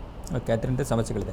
ಸರ್, ಈಗ ವಿರೇಚನವನ್ನು ಮಾಡುವಂಥದ್ದು ಯಾವ ರೋಗಿಗಳಿಗೆ ವಿರೇಚನವನ್ನು ನೀವು ಮಾಡ್ತೀರಿ, ಯಾವ ರೋಗಿಗಳಿಗೆ ವಿರೇಚನವನ್ನು ಮಾಡೋದಿಲ್ಲ? ಓಕೆ, ಸೊ ಯಾವ ರೋಗಿಗಳಿಗೆ ಮಾಡ್ಬೋದು ಅಂದರೆ ಪಿತ್ತ ಸಂಬಂಧಿತ ಕಾಯಿಲೆ ಯಾವುದೇ ಇರಲಿ ಅಲ್ಲಿ ಎಲ್ಲ ಕೂಡ ನಾವು ವಿರೇಚನ ಮಾಡ್ಬೋದು. ಸೊ ಅಂದರೆ ಪಿತ್ತದ, ಈಗ ಚರ್ಮ ರೋಗ ನಾನು ಹೇಳಿದೆ, ಚರ್ಮ ರೋಗದಲ್ಲಿ ವಾತ ಸಂಬಂಧಿ ಚರ್ಮ ರೋಗ ಇರ್ತದೆ, ಪಿತ್ತ ಸಂಬಂಧಿ ಚರ್ಮ ರೋಗ ಇರ್ತದೆ, ಕಫ ಸಂಬಂಧಿ ಚರ್ಮ ರೋಗ ಕೂಡ ಇರ್ತದೆ. ಸೊ ಹಾಗಾಗಿ ಪಿತ್ತ ಸಂಬಂಧಿ ಚರ್ಮ ರೋಗಗಳು ಯಾವುದೇ ಇದ್ರೂ ಅಲ್ಲಿ ಕೂಡ ಮಾಡುವುದು. ಅಥವಾ ಪಿತ್ತ ಸಂಬಂಧಿ ಹೊಟ್ಟೆಯಲ್ಲಿ ಯಾವುದಂತೂ ಕಾಯಿಲೆ ಇರ್ಬೋದು ಅಲ್ಲಿ ಕೂಡ ಮಾಡ್ಬೋದು ಆಯಿತಾ. ಶ್ವಾಸಕೋಶ ಸಂಬಂಧಿ ಯಾವುದೇ ಪಿತ್ತ ಸಂಬಂಧಿತ ಕಾಯಿಲೆ ಇರ್ತದೆ ಅದನ್ನು ಕೂಡ ಮಾಡ್ಬೋದು. ಸೊ ಇದರಲ್ಲಿ ನಾವೊಂದು ಹೇಳಲಿಕ್ಕೆ ಇಷ್ಟಪಡ್ತೇನೆ ಅಂದರೆ, ನಾನು ವಮನ ಅಂತ ಹೇಳುವಾಗ ಸದ್ಯ ವಮನ ಅಂತ ಹೇಳಿದೆ, ಅಂದರೆ acute phase of any illness ಅಂತ. ಈಗ ಯಾರಿಗಾದರೂ ಈ ಅಸ್ತಮ ಸಮಸ್ಯೆ ಇದೆ, ಅಕ್ಯೂಟ್ ಫೇಸಲ್ಲಿ ಉಂಟು, ಆವಾಗ ನಾವು ವಮನ ಮಾಡ್ತೇವೆ. ಸೊ ಈ ಅಸ್ತಮ ಅಂತ ಏನಿರ್ತದೆ ಅದು ಅಕ್ಯೂಟ್ ಫೇಸಲ್ಲಿ ಇಲ್ಲದೆ ಇರುವಾಗ ಅವರಲ್ಲಿ ಮುಂದೆ ಅಟ್ಯಾಕ್ ಬರಬಾರ್ದು ಅಂತ ಹೇಳ್ಕೊಂಡು ಆ ಉದ್ದೇಶ ಇಟ್ಕೊಂಡು ನಾವು ಅವರಲ್ಲಿ ವಿರೇಚನೆ ಮಾಡ್ಬೋದು. ಅದರಿಂದ ಏನಾಗ್ತದೆ, ಈ ರಿಪೀಟೆಡ್ ಆಗಿ ಅಸ್ತಮದ ಅಟ್ಯಾಕ್ಸ್ ಏನು ಬರ್ತದೆ ಅದನ್ನು ಕೂಡ ನಾವು ತಡೆಗಟ್ಟಬಹುದು. ಹಾಗೆ ಇದನ್ನೀಗ ಯಾರಿಗೆಲ್ಲ ಮಾಡಲ್ಲ ನೀವು ವಿರೇಚನವನ್ನು? ಅದೇ ಯಾರಿಗೆಲ್ಲ ಅಂದರೆ ಮುಖ್ಯವಾಗಿ ಈ ತುಂಬ ಫಿಸಿಕಲಿ ಯಾರು ವೀಕ್ ಇರ್ತಾರೆ, ತುಂಬ ಪ್ರಾಯದವ್ರು ಯಾರು ಇರ್ತಾರೆ, ಗರ್ಭಿಣಿಯವರು ಯಾರು ಇರ್ತಾರೆ, ಚಿಕ್ಕ ಮಕ್ಕಳು ಇರ್ತಾರೆ, ಆಮೇಲೆ ಮುಖ್ಯವಾಗಿ ಈ ಗುದ ಸಂಬಂಧಿತ ಕಾಯಿಲೆಗಳು ಯಾರಿಗೆ ಇರ್ತವೆ ಅಂಥವರಲ್ಲಿ ನಾವು ಅದನ್ನು ಕಂಪ್ಲೀಟಾಗಿ ಅವಾಯ್ಡ್ ಮಾಡ್ತೇವೆ. ಓಕೆ ಸರ್, ಇವತ್ತು ನೀವು ತುಂಬ ಬ್ಯುಸಿ ಇದ್ದು ಕೂಡ ಇಲ್ಲಿವರೆಗೆ ಆಗಮಿಸಿ ನಮ್ಮ ವೀಕ್ಷಕರಿಗೆ ಒಂದಿಷ್ಟು ಮಾಹಿತಿಯನ್ನು ಹಂಚಿಕೊಂಡಿದ್ದೀರಿ. ಇವತ್ತು ಸ್ವಲ್ಪ ವಮನ ಮತ್ತು ವಿರೇಚನದ ಬಗ್ಗೆ ಸ್ವಲ್ಪ ಮಾತಾಡುವಷ್ಟು ನಮಗೆ ಸಮಯ ಸಿಕ್ಕಿತು. ಇನ್ನೂ ತುಂಬ ಇದೆ ಸರ್ ಕೇಳಲಿಕ್ಕೆ. ಬಸ್ತಿ ಬಗ್ಗೆ ಕೇಳಲಿಕ್ಕಿದೆ, ರಕ್ತ ಮೋಕ್ಷಣದ ಬಗ್ಗೆ ಕೇಳಬೇಕು, ನಸ್ಯಕರ್ಮದ ಬಗ್ಗೆ ಕೇಳಬೇಕು. ಮೋಸ್ಟ್ಲಿ ಬಸ್ತಿ ಬಗ್ಗೆ ಮಾತ್ರ ಒಂದು ಎಪಿಸೋಡ್ ಅಲ್ಲ, ಮೋಸ್ಟ್ಲಿ 5 ಎಪಿಸೋಡ್ ಮಾತಾಡಬೇಕಾಗ್ತದೆ ನಮಗೆ. ಅಷ್ಟು ಅದ್ರ ಬಸ್ತಿಯಲ್ಲಿ ಅಷ್ಟು ವಿಧಗಳಿದೆ, ಅಷ್ಟು ಇದ್ರ ಬಗ್ಗೆ ಮಾತಾಡಲಿಕ್ಕಿದೆ. ಸೊ ಇದರೆಲ್ಲದರ ಬಗ್ಗೆ ಮಾತಾಡಬೇಕು. ಸೊ ಇವತ್ತು ಇಲ್ಲಿವರೆಗೆ ಆಗಮಿಸಿ ನಮ್ಮ ವೀಕ್ಷಕರ ಜೊತೆಯಲ್ಲಿ ವಿರೇಚನ ಮತ್ತು ವಮನ ಇದರ ಬಗ್ಗೆ ಹೇಳಿದ್ದಲ್ಲದೆ ಒಂದಿಷ್ಟು ಅದರಲ್ಲಿ ಆಗುವಂಥ ದುಷ್ಪರಿಣಾಮಗಳು ಏನೇನಿದೆ, ಯಾಕೆ ವೈದ್ಯರ ಸಲಹೆ ಬೇಕು ಅನ್ನುವಂಥದ್ದನ್ನು ಹೇಳಿದಿರಿ.